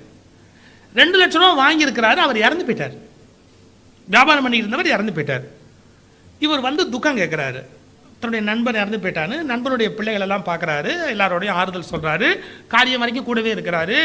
அப்பா போயிட்டான்னு விட்டுறாதீங்கப்பா, தர்ம காரியங்கள்லாம் பண்ணுங்கப்பா, நல்லா முன்னுக்கு வாங்கப்பா, உங்களுக்கு எப்பாவது ஆலோசனை வேணும்னா என்கிட்ட வந்து கேளுங்கப்பா, நானும் அப்பா ஸ்தானத்தில் தான் இருக்கேன், அப்பாவுடைய நண்பன் தானே, எது வேணாலும் எனக்கு எல்லாம் சொல்கிறார். ஆனால் மறந்தும் 2 லட்சம் ரூபாய் உங்கள் அப்பா வாங்கினார்னு சொல்லலை. வேற ஒருத்தனா வந்த நேரத்துலேருந்தே நர்வஸ் ஆகிடுவான். எழுதிட்டு போனானா, எழுதாமல் போனானா, பசங்கிட்ட சொல்லிட்டு போனானா, சொல்லாமல் போனானா, நம்ம அப்பவே எழுதியாவது வாங்கி தொலைச்சிருந்துருக்கலாம். இந்த 2 லட்ச ரூபா இனிமேல் வராது. இப்போ ஃப்ரெண்டு போயிட்டாங்கிறத விட பிரச்சனை இந்த 2 லட்ச ரூபா வராது, 2 லட்ச ரூபா வராது. இது ஒரு பக்கம். சண்முகவேல்னு என் ஃப்ரெண்டு நல்லா பேசுவார். அவர் சொல்வார், யாரோ இறந்து போயிட்டாங்களேன்னு இவருடைய நண்பர் ஒருத்தர் இறந்து போயிட்டான்னு துக்கம் கேட்கறதுக்கு இவர் போனாராம். அவங்க அம்மா நேராக இவரை இழுத்துட்டு போய் அந்த பணத்துக்கு முன்னாடி நிறுத்தி வச்சு, எப்பா நீ போயிட்டியே, இன்னும் இவன் இருக்கானேப்பா, நீங்கள் 2 பேரும் ஒன்றா தானே சாப்பிடுவீங்க, ஒன்றா தானே விளையாடுவீங்க, எப்பா நீ போயிட்டியப்பா, அவன் இன்னும் இருக்காரேப்பா. அவர் சொன்னார், அவன் போனது கூட பெரிய வருத்தம் இல்லை, நான் இருக்கிறது தான் அந்த அம்மாவுக்கு. அது திருப்பி சொல்லிக்கிட்டே இருக்கு அந்த அம்மா. இப்போ ஒரு துக்க வீட்டில் கூட சில பேர் அவனுடைய பர்சனல் விஷயத்தையே ஓட்டிக்கிட்டு இருப்பான் மைண்டுக்குள்ள. இப்போ இவருக்கு 2 லட்சம் ரூபாய் கொடுக்கணும், அவர் சொல்லாமல் இறந்து போயிட்டாரு, எழுத்து இல்லை, எவிடன்ஸ் இல்லை, பசங்க கிட்ட கேட்கலாம், இவர் சொன்னாலும் அந்த பசங்க நம்பாமல் இருக்க போறது இல்லை. ஏன்னா இந்த குடும்பத்தில் ஒரு அவ்வளவு மரியாதைக்குரிய மனிதர். எப்போ உங்க அப்பா 2 லட்சம் ரூபாய் என்கிட்ட கேட்டாரப்பா, நான் கொடுத்துருக்கிறேன்பான்னு சொன்னா பசங்க ஒன்றும் தப்பா நினைக்க மாட்டாங்க, இவர் பொய் சொல்லுவார்னு நினைக்க மாட்டாங்க. அவர் சொல்லவே இல்லை சார். 16 நாள் ஆச்சு, காரியத்துக்குலாம் வந்தாரு போனாரு, அப்புறம் அவர் வரதில்லை. ஒரு மாசம் கழிச்சு அவர் வரலான்னு நினைக்கிறாரு. அப்பதான் மூத்த மகன் எல்லாம் முடிச்சு அப்பா பீரோவை திறந்து வரிசா எல்லாத்தையும் எடுத்து எல்லாம் நிதானமா பார்க்கலாம். டைரியில் எழுதியிருக்கிறாரு, அவர்கிட்ட 2 லட்சம் ரூபா வாங்கினதுன்னு எழுதியிருக்கிறாரு. என்னுடைய நண்பரிடம் கைமாற்றாக பெற்றுக்கொண்டது ரூபாய் 2 லட்சம். இப்போ பசங்களுக்கு என்ன டவுட்னா, இவ்வளவு நாள் வராரு போறாரு எல்லாம் சொல்றாரு ஒழிய அது அவர் ஏன் சொல்லலை? அவர் சொல்லியிருக்கலாம்ல, சொல்லவே இல்லைல்ல. அப்போ அந்த மூத்த பையன் சொன்னா, அப்படி சொல்ல முடியாதுடா, அப்பா வாங்கியிருக்கிறார் போல் இருக்கு, நம்ம கொடுத்துடணும், எப்படி இருந்தாலும் கொடுத்துடணும், அதை நாம் வந்து கொடுக்காம இருந்தால் நல்லா இருக்காதுன்ட்டு மறுபடியும் ஒரு நாள் வராரு. வரும்போது, ஐயா ஒரு சின்ன டவுட்டு, நாங்கள் ஒன்று கேட்கணும், தப்பாக நினைக்க மாட்டேன், சொல்லப்பா, எங்கள் அப்பா அவங்ககிட்ட ஏதாவது கைமாத்து வாங்கியிருந்தாரா? இப்போ எதுக்குப்பா அதெல்லாம் கேட்குறீங்க? இல்லை தெரியும்னு எங்களுக்கு. ஆமாப்பா ஒரு தடவை ஏதோ ஒரு பணம் வாங்கியிருந்தேன், ஏதோ ஒன்றும் இல்லை, அது எவ்வளவு, அது ஏன்பா அதை பற்றி இப்போ பேசி? இல்லை 2 லட்சம் ரூபாய். ஆமாம், மார்ச் 17ஆம் தேதி ஏதோ கணக்கு சொல்கிறார். ஏன் சொல்லலை? நீங்கள் எங்கிட்ட சொல்லலாம் இல்லை, ஏன் சொல்லலை? அவர் சொன்ன வார்த்தை பாருங்க, உங்கள் அப்பா வாங்கும்போதுப்பா என் பிள்ளைங்களுக்கு தெரிய வேண்டாம்னு சொல்லிட்டு வாங்கினார். இந்த பணத்தை கேட்கும்போது என்கிட்ட என்ன சொன்னார், என் பிள்ளைங்களுக்கு தெரிய வேண்டாம்னு சொன்னார். அப்புறம் நான் எப்படிப்பா அவங்ககிட்ட இதை சொல்கிறது? எப்படி ஒரு இப்படிலாம் பாருங்க, பணம் பெருசு இல்லை, நண்பனுடைய அந்த மானம் அந்த கௌரவம் முக்கியம். ஏன்னா என் பிள்ளைங்களுக்கு தெரிய வேணான்னு சொல்லிட்டு போனாரப்பா, நான் எப்படிப்பா அவங்ககிட்ட அதை சொல்ல முடியும்? அதனால சொல்லலை. இப்படியெல்லாம் இந்த காலத்தில் இந்த நூற்றாண்டுலையும் இது மாதிரியாக எவ்வளவு நல்ல நண்பர்கள். அதான் சிறந்த நண்பர்களை பெறவில்லை என்று சொன்னால் வாழ்க்கை வந்து வீண் அப்படிங்கிறான். என்னுடைய நல்ல நண்பர் தமிழறிவு மணியன், பொதுவாக அவர் யாருக்கும் நண்பராக இருக்க மாட்டார்.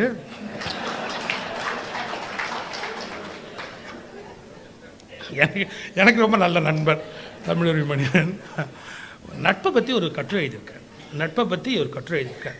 அவர் ஊருக்கு நல்லது சொல்வேங்கிற புத்தகத்தில் நட்பை பற்றி ஒரு கட்டுரை இருக்கார். அடடா, அந்த ஒரு கட்டுரைக்கே அவருக்கு பத்மஸ்ரீ கொடுக்கலாம். ரொம்ப அருமையான கட்டு, ரொம்ப அழகாக எழுதியிருக்கார். அது ஒரு வார்த்தை எழுதார், என்னன்னா, அதாவது நண்பன் இல்லாத வாழ்க்கை நரம்பில்லாத வீணை. நரம்பில்லாத வீணைன்னு அர்த்தம் விறகு கட்டேன்னு அர்த்தம். நரம்பில்லாத வீணை வெறும் விறகு கட்டை தானே. நண்பன் இல்லாத வாழ்க்கை நரம்பில்லாத வீணை. அப்புறம் இன்னொரு இடத்துல ஒரு வார்த்தை எழுதுறார், என்ன, அதாவது நெப்போலியன் ரொம்ப அகங்காரமாக பேசிக்கிட்டே இருந்தான், எனக்கு யாருமே நண்பன் ஈக்குவலாக உலகத்தில் கிடையாதுன்னு சொன்னான். கடைசியாக ஒரு தீவில் போய் அம்போன்னு தனியாக செத்து போனான் நெப்போலியன், யாருமே பக்கத்தில் கிடையாது, அவன் செத்து போனான். அதை முடிக்கும் போது ஒரு வார்த்தை எழுதியிருந்தார், என்ன, அதாவது நண்பர்கள் இல்லாத வாழ்க்கை சாட்சி இல்லாத சாவு. மரணம்னா ஒரு சாட்சிக்கு 2 பேர் இருந்து அது அந்த மாதிரி ஆகுமா? சாட்சியே இல்லாமல் செத்து போறது. சாட்சி இல்லாத மரணமும் நண்பர் இல்லாத வாழ்க்கையும் ஒன்று. பொயட்டிக்கான வெளிப்பாடு. நட்பு என்பது அவ்வளவு மேன்மையானது, அவ்வளவு உயர்ந்தது. நான் சங்க இலக்கியம் சொல்லிக்கிட்டு இருந்தேன். சங்க இலக்கியத்தில் பாரி கபிலருடைய நட்பு அவ்வளவு பெருமையாக பேசப்படுகிற நட்பு. அதே மாதிரி பாரி ஔவையாருடைய நட்பு பெருமையாக பேசப்படுகிற ஒரு நட்பு. நீங்க அந்த காலத்தை எடுத்து நீங்க பாத்தீங்கன்னா அரசர்களாக இருக்கிறவர்கள் புலவர்களிடத்தில் அதிக அன்பு காட்டியிருக்கிறார். அதை படித்தவன் 10 பேர் பக்கத்தில் இருக்கணும்னு நினச்சிருக்காங்க. படித்தவன் 10 பேர் பக்கத்தில் இருக்கணும் அப்படின்னு நினச்சிருக்காங்க. அதில் புலவர்கள்லாம் வந்தால் வாங்க வாங்க உட்காந்து வச்சு புலவர்களோட அளவலாவி புலவர்கள்ட்ட யோசனை கேட்டு அந்த புலவர்களை மதிக்கிற ஒரு கல்ச்சர். ஒரு போருக்கு போகிற புலவன் அரசன் சொல்கிறான், என்னை புலவர் போடாது ஒழிகங்கிறான், சபதமால பேசுகிறான். அப்போ அந்த அளவுக்கு புலவர்கள் மேலே ஒரு அன்பு, ஒரு மரியாதை. அதில் ஔவையாரை மிகச்சிறந்த ஒரு நண்பராக பாரி கருதுகிறான். இந்த வரலாறு எல்லாருக்கும் தெரிஞ்சது தான். ஆனால் அதில் இருக்கிற அந்த பழையில் இருக்கிற அழகு என்னன்னு நம்ம கொஞ்சம் பார்க்கணும். பாரி மகளிர் கஷ்டத்தில் இருக்காங்க. ஔவையார் எங்கேயோ போயிட்டு வர்றா, மழையில் நனைஞ்சுட்டார். ஔவையாருடைய ஆடையெல்லாம் ஈரமாயிடுச்சு. இந்த பிள்ளைகள்கிட்டையும் ஆடை இல்லை, மாற்று ஆடையெல்லாம் இல்லை, வசதி இல்லை, அந்த மாதிரி ஏழ்மையில் இருக்கிறாங்க. இருந்தாலும் இருக்கிறதுல தேடி நாளைக்கு போகிறதுக்குன்னு ஏதோ ஒரு துணி வச்சுருக்காங்க, அந்த துணியை எடுத்து கையில் கொடுக்குறாங்க. பாட்டியை பார்த்த உடனே இந்த ஏன் கொடுத்து பழகின குடும்பம், கொடுத்து பழகின குடும்பம். பாரி எப்பேற்பட்ட பரம்பரை, அந்த அந்த அந்த குணம் இருக்கும் இல்லை இல்லையா? ஐயா இந்த மண்டபத்தை கம்பன் விழாவுக்கு ஐயா பெரியவங்க எழுதிட்டு போனாங்க. அதே மாதிரி வள்ளலார் விழா 10 நாள் நடக்கணும் அதில் அப்படின்னு உயிர்லேயே அவங்க எழுதிட்டு போனாங்க. நம்முடைய அருட்செல்வர் என் மகாலிங்கம் அவர்கள் காலமாகி அவங்களுடைய நினைவஞ்சலி கூட நடந்தது. சரவணன் சார் வந்தவர் ஒரே ஒரு வார்த்தை சொன்னார், என்ன அப்பா இருந்தப்போ இந்த மண்டபத்தை கொடுத்து வள்ளலார் விழா நடந்த மாதிரியே தொடர்ந்து நடத்தணும் அப்படிங்கிறது தான் என்னுடைய விண்ணப்பம். அப்பாவுடைய எண்ணத்தை நிறைவேற்றுவதற்கு ஐயா அருட்செல்வர் இப்போ இல்லைங்கிறத நீங்கள் நினைக்க வேண்டிய அவசியம் இல்லை, அதே மாதிரி தொடர்ந்து நடத்தணும். வணக்கம்னு இப்போ வந்துட்டு இந்த மண்டபத்தை கொடுக்கணும் அப்படிங்கிற நினைப்பு, அந்த அந்த பாரம்பரியத்தில் வர்ற பெருமை. அதே மாதிரி பாரி மகளிர் அப்பா கொடுத்தவர் அப்படி கொடுத்தவர் அப்பா. இப்போ இந்த கழி வந்து நிற்கிறா, மாத்து துணி கையில் அவ்வளோதான் இருக்கு, ஒரு ஏதோ நீல சிற்றாடை, அது அந்த நீல சிற்றாடையை எடுத்து வச்சுக்க நீ தோட்டிக்க அப்படி கொடுக்குறாங்க, கொள்ளை கொடுக்குறாங்க.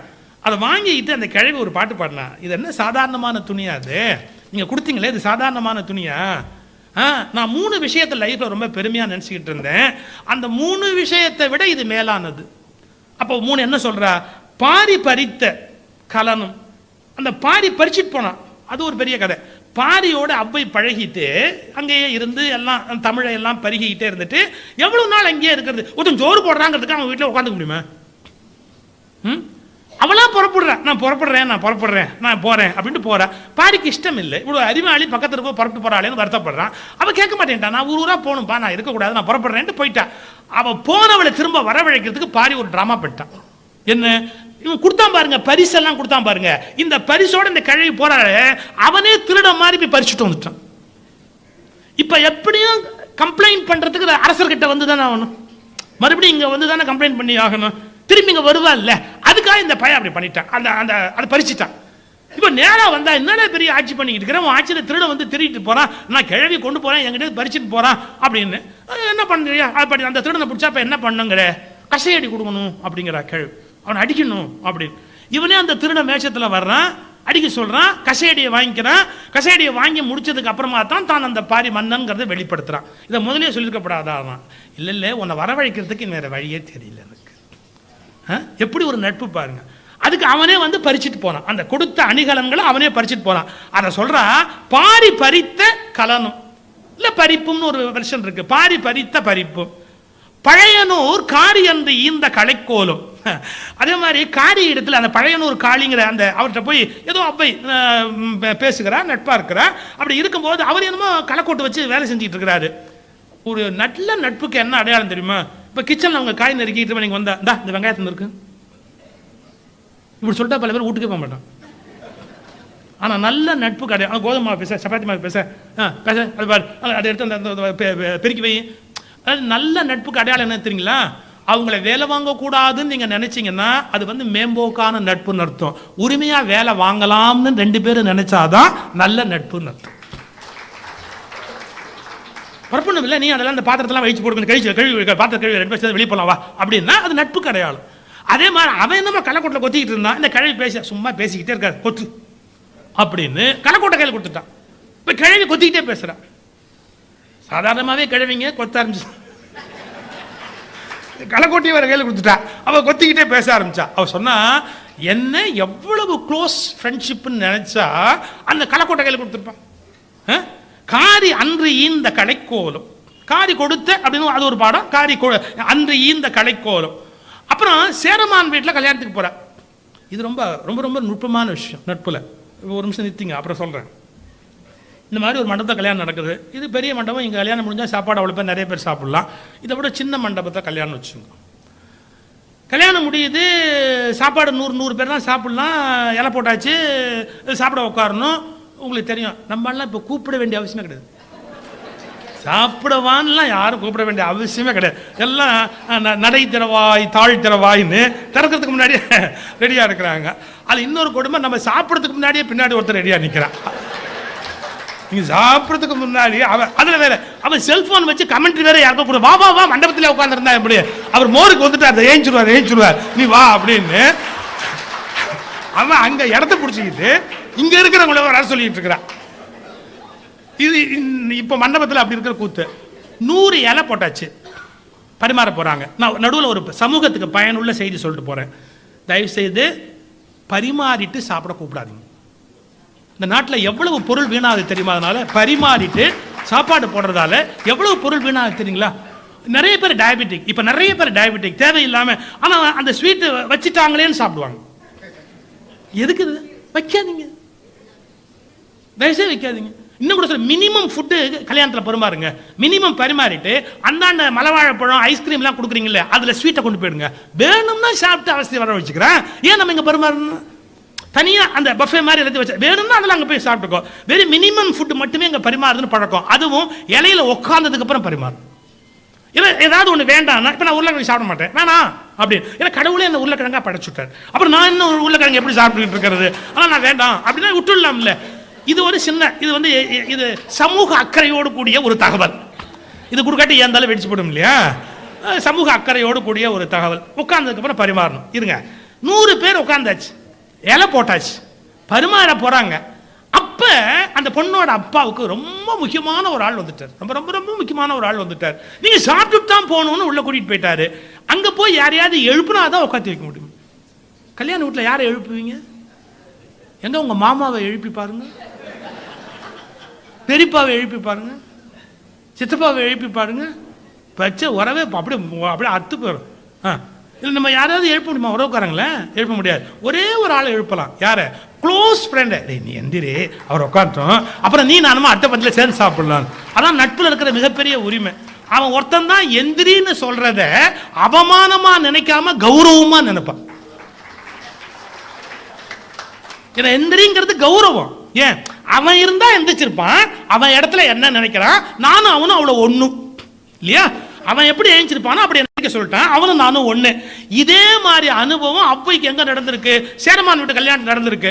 உட்காந்துட்டா, நீ எந்திரி நீ நானுமா அப்புறமா சாப்பிடலான்னு யாரையும் உட்காந்து வச்சிருக்கிறான். அவ சொல்றா, சேரமான் வாராயோ என்றழைத்த வார்த்தையும் இம்மூன்றும். அவ ரொம்ப 3 பெருசா மதிக்கிறா. பாரி பறித்த கலனும் பழையனூர் காரி என்று இந்த களைக்கோலும் சேரமான் வாராயோ என்றழைத்த வார்த்தையும் இம்மூன்றும் நீல சிற்றாடைக்கு நேர். இந்த இந்த இந்த துணி இருக்குல்ல, அதுக்கு நீல சிற்றாடைக்கு நேர். ஏன்? அவங்க வாரி வாரி கொடுத்ததெல்லாம் பெரிய விஷயம் இல்லை. நீங்க மாத்து துணி அதை எங்கிட்ட கொடுக்குறீங்களே, நீல சிற்றாடைக்கு நேர் அப்படின்னு அந்த நீல சிற்றாடையை கொண்டாடினாள்னா இதுல என்ன வெளிப்படுதுன்னா, அவ்வையினுடைய நட்பு வெளிப்படுகிறது. தன்னுடைய நண்பர்களை அவ எப்படி மனதில் நினைந்து கொண்டாடி கொண்டிருக்கிறாள். இங்க சங்க இலக்கியம் எடுத்து பார்த்தா ரொம்ப ஆச்சரியமா இருக்கும். கோப்பெருஞ்சோழன் வடக்கு இருக்க போறான். வடக்கு இருக்க போகும்போது அதுக்கு ஒரு பெரிய காரணம், அவனுடைய பிள்ளைகளோட கருத்து வேறுபாடு, அவங்களுக்குள்ள கருத்து வேறுபாடு. பிள்ளைகளுக்கெல்லாம் கருத்து வேறுபாடுனா எல்லாரும் வடக்க இருக்க முடியுமா என்ன? அவனுக்குன்னு முடிவு பண்ணான். சோழன் முடிவு பண்ணான், கோப்பெருஞ்சோழன் முடிவு பண்ணான், மனசுல முடிவு பண்றான். பிசினாண்டே இருக்கா, அவன் காத்திருக்கான். அதுக்கு முன்னாடி பொத்தியார்னு ஒரு புலவர், அது வேற ஒரு சம்பவம். இவர் கூட நானும் உட்காடுறேங்கிறார். பொத்தியார் நானும் உட்காடுறேங்கிறார். உட்காடுறேன்னு சொன்ன உடனே அவன் என்ன சொன்னான் தெரியுமா? நண்பன் நான் உங்க கூட உட்காந்து சாவறேன்னு சொன்னா கூட அந்த நண்பனுடைய ஃபேமிலியை பத்தி இவர் யோசிக்கணும். இவர் சொல்றாரு, உன் மனைவி குழந்தை உண்டாயிருக்கா, நீ அவளை பார்க்கணும். அதனால நீ ஒன்று பண்ணு, அப்படி வரலன்னா கூட குழந்தை பிறந்ததுக்கு அப்புறமா வரலாம், நீ போ. பாருங்க, கோப்பெருஞ்சோழன் வடக்கு இருந்த போது பொத்தியாரும் அவனோடு வடக்கு இருக்க விரும்பினார். உன் மனைவி கருவுற்றிருப்பதால் நீ இப்படி செய்யக்கூடாது, நீ போ அப்படின்னு அனுப்பிச்சிட்டான். ஆனா அவர் போயிட்டு தன்னுடைய மனைவி குழந்தையெல்லாம் பெற்றதுக்கு அப்புறம் பார்க்க வரதுக்குள்ள இவன் இறந்து நடுகல்ல நட்டுட்டாங்க. கொப்பெருஞ்சோழன் பிசிராந்தையார் அது வேற பகுதி, இது வேற பகுதி. அந்த நடுக்கல்ல நட்டுட்டாங்க. அதை வந்து பார்த்துட்டு ஒரு பாட்டு பாடுறார். அதுக்கு ஒரு ஓமை சொல்றாரு அவரு. அந்த கல் நட்டுருக்கு, அதை எப்படி பார்த்துட்டு, என்னடே நான் உன்னோட ஃப்ரெண்டு, உன் கூட வந்து வடக்கு இருக்கலான்னு வந்தேன், நீ என்னை போன்னு சொல்லிட்ட, நான் வந்து இப்போ வெறும்னு அந்த கல்லை பார்த்துட்டு போகிறேன். அந்த கல்லை பார்த்துட்டு போகிறதுக்கு ஒரு ஓமை சொல்கிறார். என்ன, தனக்கு மிகப்பெரிய வாழ்வழித்த ஒரு பாகன், யானைப்பாகன், யானைப்பாகனுக்கு எது சாப்பாடு போடுது? உண்மையில யானைக்கு யானைப்பாகன் சாப்பாடு போடலை, யானை தான் பாகனுக்கு சாப்பாடு போடுது. எல்லாரும் அதுக்கு வாழைப்பழம் 6 கொடுத்தானா ஒரு பழம் பாகன் சாப்பிட்டுக்க வேண்டியதுதான் இல்லையா? அதுக்கு அரிசியும் வெல்லமும் கொடுப்பேன், அதை எடுத்து பாகன் சமைச்சுக்க வேண்டியதுதான். யானைக்கு பாகன் சோறு போடல, பாகனுக்கு தான் யானை சோறு போடுது. அதை சொல்றான் பாருங்க இந்த புலவர். தனக்கு பெருஞ்சோறு அளித்த யானை கட்டி இருந்த தூணில் இப்போது யானை மாண்டு வெறும் தூணை பார்க்க நேர்ந்த பாகன் என்ன வேதனைப்படுவானோ அந்த வேதனை நான் படுகிறேன்.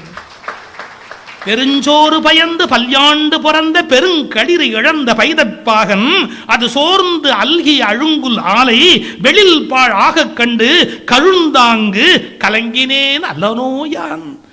அந்த யானைப்பாக அந்த வெறும் கல்லை பார்த்து எப்படி அழுவானோ அப்படி நான் இந்த கல்லை பார்த்து அழறேன் அப்படின்னு பொத்தியார் நண்பனுக்காக வடக்கு இருக்க வந்தவர் பிசிராந்தையார் வருவார் என்று அவன் அறிவிக்கிறான். அதே போல வரும். அப்ப நட்பினுடைய இலக்கணம் நண்பனுக்காக உயிரை கூட விடுவதற்கு தயாராக இருக்கிறேன் என்கிற ஒரு உணர்வு. இன்னும் எத்தனையோ இலக்கியங்கள்ல இதிகாசங்கள்ல நட்பு ரொம்ப பிரம்மாண்டமா பேசப்பட்டிருக்கு. அதுல மகாபாரதத்தில் வர நட்பு ரொம்ப ஒரு உன்னதமா பேசப்படுற ஒரு நட்பு. அது எல்லாருக்கும் தெரிஞ்சதுதான். கர்ணன் துரியோதனன் நட்பு. துரியோதனுடைய அந்த அந்த பகுதி ரொம்ப அருமையான பகுதி. அவன் சுலபத்தில் ஒருத்தரையுமே நம்ப மாட்டான். துரியோதனை சுலபத்தில் ஒருத்தரையும் நம்ப மாட்டான். அவன் கர்ணனை வந்து ஆச்சாரியர் அவமானப்படுத்துற போது என்ன நினைச்சோன்னு தெரியல, ஏஞ்சி சொல்றான், அப்படியெல்லாம் அவனை அவமானப்படுத்தாதீங்க, வீரனுக்கு வந்து ஜாதி கிடையாது, அவன் எந்த குளத்தில் பிறந்தாலும் சொல்லி பேசி காலத்தை வீண் பண்ணாதீங்க, அவனை நான் அங்க தேசத்துக்கு அரசனாக்குறேன் அப்படின்னு சொல்லி நான் பட்டம் கட்டுறேன்னா. ரொம்ப சிக்கல். அவங்க அப்பா தான் பவர்ல இருக்காரு. திருதராஷ்டிரன் அனௌன்ஸ்மெண்ட்லாம் இவரே பண்றாரு. சொல்றார் மகாபாரதம், நீங்க தான் கைதட்டி எனக்கு பிரச்சனை உண்டு பண்றீங்க. இவர் அனௌன்ஸ் பண்றாரு, அங்க தேசத்திற்கு அரசனாக்குகிறேன் அப்படின்னாரு. ஒன்றும் அப்ஜெக்ஷனே இல்லை. அங்க தேசனுக்கு கிரீடத்தை தூக்கி வச்சு கர்ணனுக்கு பட்டாபிஷேகம் பண்ணியாச்சு. கர்ணன் அரசன் ஆயிட்டான். அந்த அவமானத்தில் தலை குறிஞ்சிருந்த கர்ணனுக்கு இவ்வளவு பெரிய வாழ்க்கையை துரியோதனன் கொடுக்குறான். இது ஒரு அற்புதமான நட்புக்கு அடையாளம். அதை பற்றி பாரதம் பாடிய பெருந்தேவனார் எழுதுறாரு, துரியோதனே அவன் சாப்பாட்டையே திருப்பி கை வச்சு சாப்பிட மாட்டானோ. இப்போ ஒரு பாத்திரத்துலேருந்து இப்படி எடுத்து சாப்பிட்டா மறுபடியும் சாப்பிட்டா அது எச்சில்னு சாப்பிட மாட்டானோ. நம்ம தமிழ்ச்சங்க வச்ச சேதுபதி மகாராஜா பற்றி சொல்லுவாங்க. அவர் வாழை போட்டு சாப்பாடு போடுவாங்களாம், பேசிக்கிட்டே இருப்பாராம். பேச ஆரம்பித்தானா பேசிக்கிட்டே இருப்பாராம். ஒரு இலை போட்டு சூடாக ஒரு தோசை வச்சா 2 வில்லல் வாயில் போட்டு அவர் பாடி பேசிக்கிட்டே இருப்பாராம். சத்தம் போடாமல் இலையை உருவிட்டு திரும்ப ஒரு இலையை போட்டு திரும்ப சூடாக வச்சா அதில் ஒரு பீஸ் எடுத்து வாயில் போட்டு மறுபடியும் பேசிக்கிட்டே இருப்பாராம். அவர் ஒரு நாளைக்கு அவர் சாப்பிட்டு எழுந்திக்கிறதுக்குள்ளே 10 தடவை இலை மாற்றணுங்கிறாங்க. மகாராஜா சூடாக சாப்பிடணும், அவர் பேசிக்கிட்டு இருப்பார், என்ன பண்ண முடியும்? இலையை உருவிட்டு அடுத்த இலையை போடுவாங்களாம். அந்த மாதிரி துரியோதனுக்கு எப்படின்னு கேட்டால், அவர் கிண்ணத்தில் சாப்பாடு கொண்டாந்து கொடுத்தா அதை ஒரு தடவை அப்படி எடுத்து ஒரு மகாராஜா சாப்பிட்டார்னா மறுபடியும் சாப்பிட்டா அது எச்சிலும். தன் எச்சில் தான் உண்ணா தகமையாளன். அவன் எச்சில் அவன் சாப்பிட மாட்டானோ. யாரு? துரியோதனன். தன் எச்சில் தான் உண்ணா தகமையாளன். அவன் கர்ணன் வீட்டுக்கு வர்றான், இலை போட்டு அவன் சாப்பிட்டுக்கிட்டு இருக்கிறான்.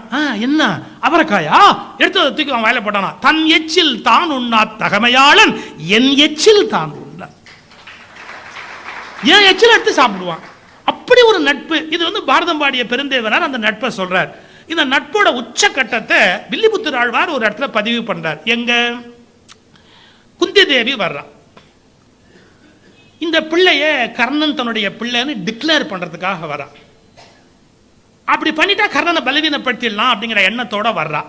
அவ அப்பவும் அன்பா அழைக்க வந்தாளா அல்லது குடும்ப பாசத்தை அரசியலுக்கு பயன்படுத்த வந்தாளா அப்படிங்கிறது ஒரு பெரிய சிக்கல். குந்தி தேவி வர்றா. வந்து கர்ணன் கிட்ட சொல்றான், நான் தாண்டா உங்க அம்மா அப்படின்னு சொல்லிட்டு, டேய் நீ மூத்தவன்டா, நீ வந்துரு, உனக்கு ராஜ்யத்தை கொடுக்க சொல்றேன், எல்லா பசங்களும் உனக்கு ராஜ்யத்தை கொடுத்துருவாங்க, நீ பின்னாடி வா அப்படின்னு. அப்போ வரமாட்டேங்கிறான். நான் வரமாட்டேன்னு சொன்னவன் சொல்றத ஒரு பாட்டில் எழுதுறாரு வில்லிபுத்தூர் ஆழ்வார். அவன் சொல்றான், அம்மா துரியோதனை மேலே எவ்வளோ நம்பிக்கை வச்சிருக்கான்னு உனக்கு தெரியாதுமா. நானும் துரியோதனுடைய மனைவியுமே ஒன்றா உட்காந்து பேசுவோம், விளையாடிக்கிட்டு இருப்போம். ஒரு நண்பனுடைய மனைவியோட ஒருத்தர் பேச விளையாட ஒரு உரிமை இருக்குன்னா அவ்வளவு நம்பிக்கை இருக்குன்னு அர்த்தம். அவ்வளோ உயர்ந்த இடம் கொடுத்துருக்குறாங்க அப்படின்னு அர்த்தம். அப்படி உட்காந்துருக்கிற நானும் அவ்வளோ விளையாடிக்கிட்டு இருக்கிறோம். உட்காந்துருந்தா சொக்கட்டான் விளையாடிக்கிட்டே இருந்தோம். அவளுக்கு தோல்விக்கு மேலே தோல்வி வந்துக்கிட்டே இருந்தது, எனக்கு வெற்றிக்கு மேலே வெற்றி வந்துக்கிட்டே இருந்தது. அவள் வாசல் பக்கம் பார்த்து உட்காந்துருந்துருக்கா, நான் வாசலுக்கு முதுகு காட்டி உட்காந்துருக்கிறேன். அப்போ துரியோதனை உள்ளே வந்துட்டான். துரியோதனை உள்ள வந்த உடனே அவ கணவன் வர்றானேங்கிறதுக்காக எந்திரிக்கணும் அப்படிங்கிற அந்த மரியாதை நிமித்தமாக அப்படி ஒரு தவறான பழக்கம் இந்த நாட்டில் இருந்திருக்கிறது. அந்த காரணத்தினால எந்திரிக்கணும்னு முடிவு பண்ணி அவ டக்குன்னு எழுந்தா. நான் அதை ஆதரிக்கலைங்க, எந்திரிக்கணுன்ற அவசியம் இல்லைங்கிற கொள்கை உடையவன் தான். சீரியஸாக என்னதுக்கு எந்திரிக்கணும், தேவையில்லாமல் எந்திரிக்கணும், தேவையில்லையா. அவன் எந்திரிக்கிறான். அப்படி எந்திரிச்ச உடனே அப்படி அவன் உள்ள நுழையிறான், அவன் எந்திரிக்கிறான். இவன் என்ன நினைச்சிட்டான், ஆட்டத்தில் தோத்து போய் தான் அவன் எந்திரிச்சு ஓடுறா அப்படின்னு நினைச்சிட்டு உட்கார் அப்படி இப்படி பிடிச்சான். உட்கார் அப்படின்னு இந்த இடுப்புல மேகலை அப்படின்னு ஒன்று போட்டிருக்கான். இந்த மேகலையை அப்படி எட்டி பிடிச்சிட்டான். அப்படி பிடிக்க போனவன் மனைவி, நண்பனுடைய மனைவி, அவன் இடுப்பை கை வச்சு பிடிக்கிறான். மேகலை மாட்டிச்சு. அப்படியே அந்த முத்தெல்லாம் அப்படியே கீழே சிந்துது எல்லாம். இந்த முத்து சிந்துற காட்சியை வில்லிபுத்தூர் ஆழ்வார் வர்ணிக்கிறாரு. அந்தாண்ட வந்திருக்கிறவன் கணவன், இவன் அந்த முத்துக்களை கோத்து கீழே சிந்தி இருக்கு. ஒண்ணுமே இல்லை, ஒரு வினாடி எதுவும் தப்பு நடந்த மாதிரி அவனுக்கு தோணவே இல்லை. கலக்கலக்கலான்னு சிரிக்கிறான் துரியோதனை. சொல்றேன், இதை இப்படி சொல்லி பார்க்கலாம், வில்லிபுத்தூர் ஆழ்வார் பாட்டுக்கு வருவோம், நம்ம இப்படி சொல்லி பார்க்கலாம். தரையில் வெண்முத்துக்கள், தரையில் நன்முத்துக்கள், தரையிலெல்லாம் நன்முத்துக்கள், துரியோதனன் வாயிலோ பல்முத்துக்கள். சிரிக்கிறான். துரியோதனன் வாயில் பல்முத்துக்கள். இவனுக்கு உடம்பு வேத்திருச்சு கர்ணனுக்கு, இவன் உடல் எல்லாம் வெண்முத்துக்கள். அப்படியே வேத்து அப்படியே ஐயோ என்ன நடந்து போச்சு, உடல் எல்லாம் வெண்முத்துக்கள், தரையில் நன்முத்துக்கள், அவன் வாயில் பல்முத்துக்கள், உடம்பில் வெண்முத்துக்கள். இந்த காட்சியை எழுதுறார் பாருங்க வில்லிபுத்தூர் ஆழ்வார். துரியோதனன் சிரிச்சுக்கிட்டே கேட்டானா, எடுக்கவோ கோக்கவோ, நான் இதை எடுத்து தரேன், கர்ணா நீ கோக்குறியா, இல்ல நீ எடுத்து கொடு நான் கோக்கவா. ஏன் கில்ட்டியா ஃபீல் பண்ணலன்னா கை நடுங்காது, கை நடுங்காட்டி கோக்கலாம். நான் இதை ஒன்றும் தப்பா நினைக்கல, எனக்கு கை நடுங்கல, நான் வேணா கோத்து தட்டுமா. எனக்கு என்னுடைய மனைவியோட பெருமையும் தெரியும், உன்னோட அருமையும் எனக்கு தெரியும், உங்க ரெண்டு பேருடைய யோகியம் நல்லா தெரியும். எனக்கு எத்தனை சொல்ல நினைச்சானே தெரியல. மடந்தை பொன் திரு மேகலை மணி உர திக ஏகாந்த இடம்தனில் புரிந்தே நான் அயர்ந்திருப்ப, அந்த கீழே அந்த முத்து செதறி கிடக்குது, எடுக்கவோ கோக்கவோ என்றான். இப்போ தரையில் நன்முத்துக்கள், உடம்பில் வெண்முத்துக்கள், இவளுடைய கண்ணில் கண்முத்துக்கள், அப்படி அழகாக உடம்பை கண்ணில் கண்முத்துக்கள், எடுக்கவோ கோக்கவோ என்பது வில்லிபுத்தூர் ஆழ்வாரின் சொல்முத்துக்கள். என்ன வார்த்தை, எடுக்கவோ கோக்கவோ என்றான். இது எடுக்கட்டுமா கோக்கட்டுமா அப்படின்னு இவ்வளவு நம்பிக்கை வச்சிருக்கானேம்மா, என் மேல இவ்வளவு நம்பிக்கை வச்சிருக்கானேம்மா, அவனை விட்டுட்டு நீ வான்னு சொல்றியம்மா, நான் எப்படிமா வருவேன். நட்பில் கூட ஒரு கற்பு உண்டு. இப்ப சினிமா பாட்டு வச்சிருக்கான் பாத்தீங்களா, நட்பில் கூட ஒரு கற்பு உண்டு. அதுக்கான அடையாளம் அந்த நான் எப்படிமா விட்டுட்டு வரணும்னு நினைப்பேன், என்னால் எப்படிமா விட்டுட்டு வர முடியும். இந்த கோணத்தை வெளிப்படுத்துகிற காட்சி மகாபாரத்தில் இருக்கு. ஆனாலும் அந்த நட்புல ஒரு குறை இருக்கு. என்ன குறை இருக்கு, கர்ணனுக்கு அவமானப்பட்ட ஒரு நிலை, அதை எடுத்து நிறுத்துவது துரியோதனுடைய பெருந்தன்மை. துரியோதனனும் எல்லாரையும் அப்படி நடத்திருப்பானா, நம்ம பாண்டவர்களை சரி கட்டுறதுக்கு இவன் சரியான ஆளுங்கிற தைரியத்துல தான் இந்த நட்பை வளர்த்திருக்கிறான். என்னதான் இருந்தாலும் நட்புல கொடுக்கவும் எடுக்கவும் ஒரு ஐடியா இருந்தா அது நட்பு தான் மிகச்சிறந்த நட்புன்னு சொல்ல முடியாது. அதனால நீங்க என்னதான் கர்ணனுடைய நட்பை நம்ம எடுத்து பேசிக்கொண்டே போனாலும் கூட அது அவ்வளவு சிறந்தது என்று நம்ம ஸ்லாகிக்க முடியாது. ஏன்னா ரெண்டு பேருக்கு ஒரு டிபெண்டன்சி இருக்கு. இவனுக்கு ரெகக்னிஷன் அப்படிங்கிறது தேவைப்படுது, அவனுக்கு பலம் என்பது தேவைப்படுது. தேவையினால் இருப்பது உடன்படிக்கையை ஒழிய அது நட்பாக இருக்க முடியாது. அது ஒரு உடன்படிக்கை.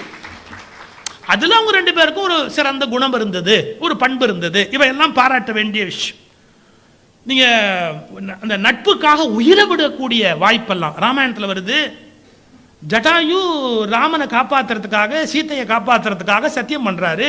என் நண்பன் தசரதன் இறந்து போயிட்டான்ப்பா, நீ இறந்து போயிட்டாங்கிற செய்தி எனக்கு இப்பதான்ப்பா தெரியுது, நீங்க காட்டுக்கு வந்திருக்கிறீங்க, என்னால முடிஞ்ச அளவுக்கு நான் உங்களை காப்பாத்துறேன்னு அந்த இறகுகளை மேல விரிச்சு அந்த குழந்தைங்களை காப்பாத்துறாரு.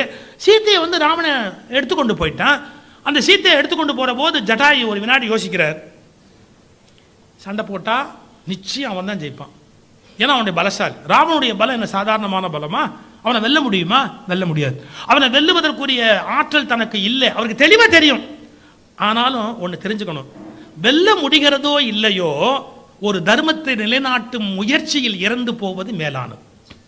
ஒரு தர்மத்தை நிலைநாட்டும் முயற்சியில் இறந்து போவது மிக மிக மேலானது. நான் ஒரு நுட்பமான இடம் சொல்றேன். வால்மீகி ராமாயணத்தில் அங்கதன் பேசுவதா ஒரு காட்சி வச்சிருக்கிறார் வால்மீகி. நான் வால்மீகியை குறை சொல்றேன், தவிர நினைச்சிட வேண்டாம், அது சொல்லக்கூடாது. அவர் எழுதின காலம் வேற, அவருடைய நோக்கம் வேற, அவர் எழுதின முறை வேற. அதுக்கும் கம்பனுக்கு சில மாற்றம் ஏதோ காரணத்தினால் நிகழ்கிறது. வால்மீகி என்ன சொல்றாரு தெரியுங்களா? அங்கதன் ஆட்கள் குரங்குகள்லாம் போய் சீத்தையை தேடிட்டு 1 மாத கால அவதிங்கிறான், 1 மாச கால டைம். அந்த 1 மாசம் முடிஞ்சு போச்சு, சீத்தையை கண்டுபிடிக்க முடியல. கதையை எப்படி கொண்டு போறா தெரியுமா வால்மீகி? இந்த குரங்குகள் எல்லாம் ஒன்னா சேர்ந்து ஒரு இடத்துல கூடுது. நமக்கு கொடுத்த 1 மாத கால அவதி போயிட்டு, கொடுத்த 1 மாசங்கிறது முடிஞ்சு போச்சு. எப்படி போய் இனிமே நாம சுக்ரீவன்ட்ட நாங்க கண்டுபிடிக்கலன்னு சொல்றது? இதை விட நம்ம எல்லாரும் கூட்டா தற்கொலை பண்ணி செத்து போலாம். எப்படி கூட்டா தற்கொலை பண்ணி செத்து போலாம் அப்படின்னு முடிவு பண்றாங்க. இது வால்மீகி ராமாயணத்தில் வர செய்தி. அங்கதன் உள்ளிட்டோர் தற்கொலை செய்து சாகலாம்னு முடிவு பண்றாங்க. 2, அப்ப சம்பாதின்னு ஜட்டாயுனுடைய சகோதரன், அவன் இறகு கருகி கிடக்கிறான். உறவுக்கு ஒரு அடையாளம் சொல்லட்டுமா? ஜட்டாயுவோட அண்ணன் யாரு? சம்பாதி. அவன் இறகு ஏன் கருகிச்சு தெரியுமா? தான் தம்பி ஜடாயு உயர பறக்கணும் மேல பறந்தானா, அவன் மேல சூரியன் பற்றக்கூடாதுன்னு அவனுக்கு நிழல் பிடிச்சு அவங்க அண்ணன் பறந்தாராம். அந்த தம்பி மேல எவ்வளவு பாசம் பாருங்க. அவன் மேல சூரிய வெளிச்சம் பற்றக்கூடாது, அவனுக்கு சங்கடமா போயிடும்னு சம்பாதி அதுக்கு மேல பறந்தாராம். அதுல அவருக்கு ரெக்க கருகி போச்சு. தன்னுடைய தம்பியை காப்பாத்துக்கிற முயற்சியில அவருக்கு இறகு கருகி போச்சு. அவருக்கு படுத்துட்டு இருக்காரு. வால்மீகி எப்படி கதையை கொண்டு போறாரு தெரியுமா? இந்த குரங்கெல்லாம் சூசைட் பண்ண போகுதுன்னு கேள்விப்பட்ட உடனே, இந்த குரங்கெல்லாம் இப்ப சாக போகுது, இவ்வளவு குரங்கு ஒன்னா செத்தா நமக்கு மாமிசம் கிடைக்கும்னு சம்பாதி வந்தான்னு எழுதுறாரு. ஏன்னா நகர முடியாது, ரெக்க போயிருச்சு, நம்ம எங்கேயும் போய் உணவு தேட முடியாது, இவ்வளவு குரங்கு ஒன்னா மாஸ் சூசைட் பண்ண போகுது, நம்ம இங்க வந்து நின்னோம்னா நமக்கு சாப்பாடு கிடைக்கும் அப்படின்னு சம்பாதி வந்தார் அப்படின்னு வால்மீகி கதையை கொண்டு போறார். கம்பன் மாத்திட்டான். இந்த குரங்கெல்லாம் சூசைட் பண்ணுதுன்னு எழுதவே கம்பன் விரும்பல. ஏன்? இந்த உலகத்தில் எந்த பிரச்சனைக்கும் தற்கொலை தீர்வு அல்ல. எஸ்பெஷலி ஒரு மாஸ் சூசைட் அப்படிங்கறத அக்செப்டே பண்ணக்கூடாது. இண்டிவிஜுவல் கூட தாங்க முடியாத ஒரு வேதனையில இந்த டெசிஷன் எடுக்க முடியும். ஒரு மாஸ் சூசைட கம்பனால டாலரேட் பண்ண முடியல. இவர்கள் தற்கொலைக்கு முயன்றார்கள் என்பதை கம்பன் எழுதல. மாறா என்ன எழுதுறா தெரியுமா? அப்ப அங்கதன் சொல்றான், நம்ம எங்க எல்லா இடத்துலயுமே தேடிட்டோம், சில இடத்துல தேடணும், இன்னும் சில இடத்துல தேடினா கிடைப்பாங்க. அப்ப ஒருத்தன் சொல்றான், 1 மாச கால அவகாசம்னு அந்த கணக்கு போச்சு, அது கிடக்குது குப்பை போ.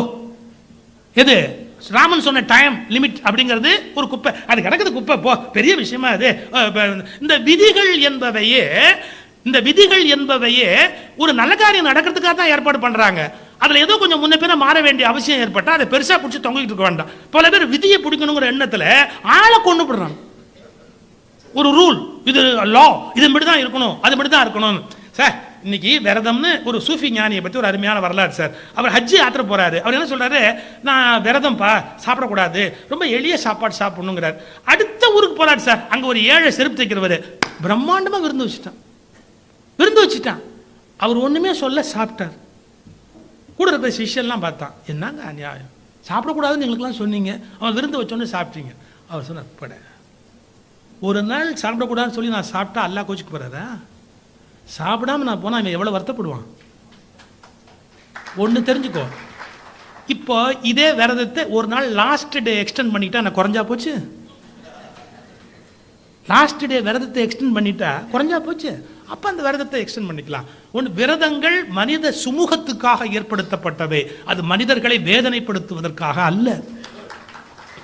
எல்லா விதியும் சில பேர் ரொம்ப ரிஜிடா நான் அதெல்லாம் ஃபாலோ பண்றேன், ரிலீஜியஸ் சிஸ்டத்தை ஃபாலோ பண்றேன்னு ஊட்டையே கொண்டுடுவோம், படப்படுத்துவோம். சார் குழந்தைங்க சிவராத்திரி வைகுண்ட ஏகாதசினா சாப்பிடாம இருக்க முடியுமா? அதுங்களால சாப்பிடப்படாது, நீ சாப்பிடப்படாதுன்னா என்ன? வெண்டைக்காயாவது சாப்பிடலாம். அதாவது ரொம்ப ரிஜிடா நம்முடைய ரூல்ஸை போட்டு குழந்தை. இப்போ கோகுலாஷ்டமி பட்சணம் பண்ணிக்கிட்டு இருக்க அம்மா சுவாமிக்கு பூஜை பண்ணிட்டு தான் சாப்பிடணும்னு சொல்ற. அந்த வீட்டு குழந்தை ஒரு 5 வயசு பையன் டேங்னு உடையாந்து ஒரு லட்டு எடுத்துட்டு போனா, நச்சமா போறவன் என்ன அம்மாவா? சுவாமிக்கு சாப்பிட்றதுக்கு முன்னாடி எடுத்துன்னு போனேன், சுவாமி தான் டேங்னு வந்து சாப்பிட்டு எடுத்துன்னு போனார். அதுதான் சுவாமி. குழந்தைய விட பெரிய சுவாமி இருக்கு, எடுத்துட்டு போறது. அது ஏன் நம்ம அவ்வளவு பயங்கரமா சில பேர் தன்னுடைய மரபு வழிப்பட்ட ஆச்சார அனுஷ்டானங்களுக்காக மனிதர்களை மதிக்காமல் போய்விடுகிறார்கள். எனக்கு அது சம்மதம் இல்லை. எனக்கு அது சம்மதம். மனித மனங்களை காயப்படுத்த நமக்கு உரிமை இல்லை. இப்ப அங்கதான் சொல்றாங்க, எனக்கு குப்பை பெரிய ரூல். ஒரு மாசம்னா ஒரு மாசம் டைம் காப்பாத்தணுமா? 2 மாசம் ஆயிட்டு போகுது. அடுத்த வார்த்தை சொல்றான் பாருங்க, அங்கதான் ஒரு வார்த்தை என்ன, தேடுகிற முயற்சியில் இறந்து போனால் கூட நிம்மதி உண்டு, தற்கொலை தவறுன்றான். தேடுற முயற்சியில் செத்து போவோமே, என்ன தப்புங்க? அதுக்கு அவன் மேற்கோள் யாரை காட்டினா தெரியுங்களா? தேடும் முயற்சியில் ஜடாயு காப்பாற்றுகிற முயற்சியில் இறந்தார் அல்லவா, அந்த ஜடாயு போல் இறந்தாலும் தவறில்லை அப்படின்னு அங்கதான் சொல்றான். வால்மீகி கதையிலேருந்து கம்மன் எப்படி மாறுறாரு பாருங்க. இதை கேட்ட சம்பாதி, ஐயோ என் தம்பி ஜடாயு மாண்டாரா என்று அந்த இடத்திற்கு வந்தார். அவர் குரங்குகளை சாப்பிட வந்தார்னு கதை கொண்டு போல, வால்மீகி மாதிரி கம்மன் கொண்டு போல. அவர் இதை கேட்டுட்டு என் தம்பி இறந்து போயிட்டானா என்று வந்தார்னு வால்மீகிலேருந்து டீவியேட் பண்ணி கம்மன் எழுதுறான். அவன் எழுதுவது வால்மீகியை குறைக்கிறதுக்காகவே இல்லை, நான் பேசுறது அதுக்காக இல்லை. அப்பேற்பட்ட மகாகவிகளை ஒரு இம்மி கூட பேச நமக்கு யோகியதை கிடையாது. ஆனா கம்பன் ஏன் சேஞ்ச் பண்றான்னா, சொசைட்டிக்கு நம்பிக்கையை ஊட்ட விரும்புறான். நம்பிக்கையோட இரு, நம்பிக்கையோட இரு, நம்பிக்கையோட இரு. அதுக்கு அடையாளம் என்ன? ஜடாயுடைய மரணம். ஜடாயு சொல்றாரு, என்னுடைய நண்பனுடைய குழந்தைங்க, உங்களை காப்பாற்ற வேண்டியது என்னுடைய வேலை அப்படின்னு சண்டையிட்டு வாழ்க்கையில வெல்ல முடியாது என்று தெரிந்தாலும் ராவணனுக்கு தோல்வியின் சுவை இன்னது என்பதை மெல்ல அறிமுகப்படுத்தி வைத்தான். தோல்வியின் சுவை என்ன என்பதை மெல்ல அறிமுகப்படுத்தி வைத்தான். அப்படி நண்பனுடைய குழந்தைகளுக்காக தன்னுடைய உயிரையே விட்டுக் கொடுக்கக்கூடிய அளவுக்கு ஜடாயு போன்றவர்கள் அந்த நட்புக்கு முக்கியத்துவம் கொடுத்து போராடி இருக்கிறார். இப்படி நட்பினுடைய பல கோணங்கள் பல இலக்கியங்களில் பல இதிகாசங்களில் பல வகையில் பேசப்பட்டிருக்கிறது. நான் நட்புக்கான ஆணோட நட்பை பற்றி இவ்வளவு இலக்கியம் இருக்கு, இவ்வளவு பேச்சு இருக்கு. பெண்களும் பள்ளியில் படிக்கும்போது சின்ன பிள்ளையா இருக்கும்போது நண்பர்களாக இருந்திருப்பாங்க. அவங்க நட்பை பற்றி நம்ம பெருசாக நினைக்கல. இது ஒரு பெரிய கொடுமை. ஆம்பளை நட்பை மெயின்டைன் பண்ணுறான், பிறகு கூட பின்னாடி கூட நண்பர்கள் நீங்க சொல்றதா இல்லையான்னு தெரியல, சொல்லிடுறேன் சார். 5 நாள் ஐடி கம்பெனியில் வேலை பார்க்குறவங்க, மற்ற இடத்துல 5 நாள் வேலை பார்க்குறவங்க காலையில் 8-8:30 மணிக்கு போயிடுறான், 6:30 மணிக்கு போயிடுறான், ராத்திரி 8-8:30 மணி வரைக்கும் போகிறான். அவன் பொண்டாட்டி பிள்ளையோட போராடுறான். அந்த குட்டி பிசாசை சமாளிக்க முடியாது, அவள் போராடுறான். 5 நாள் நீ ஆஃபீஸ்னு போன, சனி ஞாயிறு லீவ் விட்டான், அன்னைக்கு நீ பிள்ளையோட இருந்து இருக்க வேண்டியதானே. அன்னைக்கும் ஃப்ரெண்ட்ஸோட போய் தண்ணி போடுறேன்னு நீ போனா அது குடும்பத்தில் நியாயமா? ஃப்ரெண்ட்ஷிப் அவ்வளோ பெருசாக தேவைப்படுதா? நான் ஃப்ரெண்ட்ஷிப்னு சொல்லி 5 நாள் ஆஃபீஸுக்கு போனேன்னு சொல்லிட்டு சனி ஞாயிறு இருக்கு, சனி ஞாயிறும் அவனுடைய சொந்த மகிழ்ச்சிக்காக இந்த குடும்பத்துக்கு செய்ய வேண்டிய காரியத்தை செய்யலைன்னா அது சரியான ஒரு வாழ்க்கையாக இருக்க முடியுமா? சம்பாதிக்கிற ஆண்கள் யோசிக்கணும். அந்த 5 நாள் தான் வெளியில தப்பிச்சு போன மாதிரி சனி ஞாயிறுல பிள்ளைங்களை ஆம்பளைங்க பார்க்கணும். அந்த குழந்தைங்களை அவங்க பார்க்கறதுக்கு தயாராக இருக்கணும். எப்படி அவ படாத பாடு படுறா அந்த குழந்தையோடங்கிறது அப்பதான் ஆம்பளைங்களுக்கு தெரியும். ஆண்கள் புரிஞ்சுக்க வேண்டிய விஷயம். நட்புக்கு ஒரு இடம் உண்டு, நான் இல்லைன்னு சொல்ல, நட்புக்கு தர வேண்டிய மரியாதை கொடுக்கணும். ஆனா நட்பு என்ற பெயரால மொத்தமா ஆண்கள் தங்கள் சுயநலத்தை மட்டுமே பேசுகிறார்கள். பெண்ணோட நட்பு, பெண் குழந்தைகள் வளரும் போது நட்பு இருக்கும், இதெல்லாம் நம்ம மறந்துட்டோம். ஒரு நல்ல நண்பர் வைரமுத்து ஒரு பெண்ணோட நட்பு, இளமையிலேருந்து வந்த நட்பு எப்படி இருக்கும்னு அருமையான ஒரு கவிதை பாடியிருக்கார். ஆத்தோரம் பூத்த மரம், ஆனக்கட்டும் புங்க மரம், புங்க மரத்தடியில் பூ விழுந்த மணல்வெளியில், புங்க மரத்தடியில் பூ விழுந்த மணல்வெளியில் பேன் பார்த்த சிறுவயசு பெண்ணே நினைப்பு இருக்கா? 2 பேரும் அந்த தோழிகள் ஒத்தி பேன் பார்த்துருப்பா. பேனு நிறைய இருக்கும். பேன் பார்த்த சிறுவயசு பொண்ணே நினைப்பு இருக்கா? சிரிக்கி மக பாவாடை சீக்கிரமா அவருதுன்னு, சிரிக்கி மக பாவாடை சீக்கிரமா அவருதுன்னு இறுக்கி முடி போட்டு எங்காத்தா கட்டி விட்டான். இந்த பொம்பளை பிள்ளைகளுக்கு பாவாடை கட்டுறதே பாட்டு இறுக்கி கட்டுவா. இறுக்கி முடி போட்டு எங்காத்தா கட்டிவிட பட்டு சிறுகயிறு பட்ட இடம் புண்ணாக இடுப்பு தடத்தில் என்ன வச்ச நினைப்பு இருக்கா? அந்த தோழி இடுப்பு தடத்தில் என்ன வச்ச நினைப்பு இருக்கா? கருவாட்டு பானையிலே சிறுவாட்டு காசெடுத்து கோனார் கடை தேடி குச்சி ஐசு 1 வாங்கி, கோனார் கடை தேடி குச்சி ஐசு 1 வாங்கி, நான் திங்க நீ கொடுக்க, நீ திங்க நான் கொடுக்க, நான் திங்க நீ கொடுக்க, நீ திங்க நான் கொடுக்க, கலங்கிய ஐஸ் குச்சி கலர் கலராய் கண்ணீர் விட, கலங்கிய ஐஸ் குச்சி கலர் கலராய் கண்ணீர் விட, பல்லால் கடிச்சு பங்கு போட்ட வேளையில, கரையுதேன்னு பல்லால கடிச்சாலாம், பல்லால கடிச்சு பங்கு போட்ட வேளையில வீதி மண்ணில் 2 துண்டு விழுந்துடுச்சே நினைப்பு இருக்கா?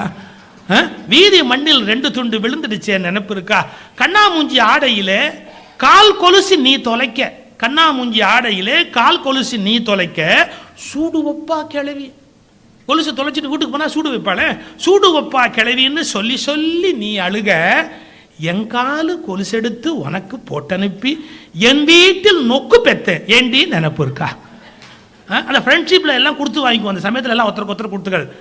எங்காலு கொலுசெடுத்து உனக்கு போட்டு அனுப்பி என் வீட்டில் நொக்கு பெத்த ஏண்டி நினைப்பு இருக்கா? இந்த பாட்டு பெருசாக போயிட்டே இருக்கும்.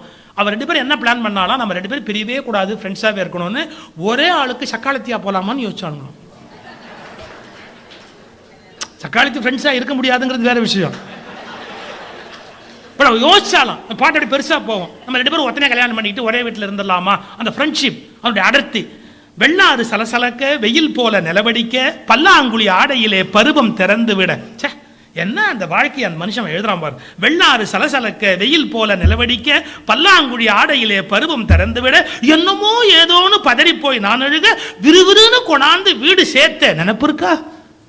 அந்த தோழி தான் கொண்டாந்து வீட்டில் விட்டா. அப்புறம் வாழ்க்கை அப்படியே போகுது. ஆடு கனவு கண்டா அருவா அறியாது, ஆடு கனவு கண்டா அருவா அறியாது, புழுவெல்லாம் கனவு கண்டா கொழுவுக்கு புரியாது. எப்படியோ பிரிவானோ இடி விழுந்த ஓடானோ வரட்டூர் தாண்டி வாக்கப்பட்டு நாம் போக தண்ணியில்லா காட்டுக்கு தாலி கட்டி நீ போக. வரட்டூர் தாண்டி வாக்கப்பட்டு நாம் போக தண்ணி இல்லா காட்டுக்கு தாலி கட்டி நீ போக. எம்புள்ள எம்புருஷன் எம்பழப்பு என்னோட, ஒம்புள்ள ஒம்புருஷன் ஒம்பழப்பு உன்னோட.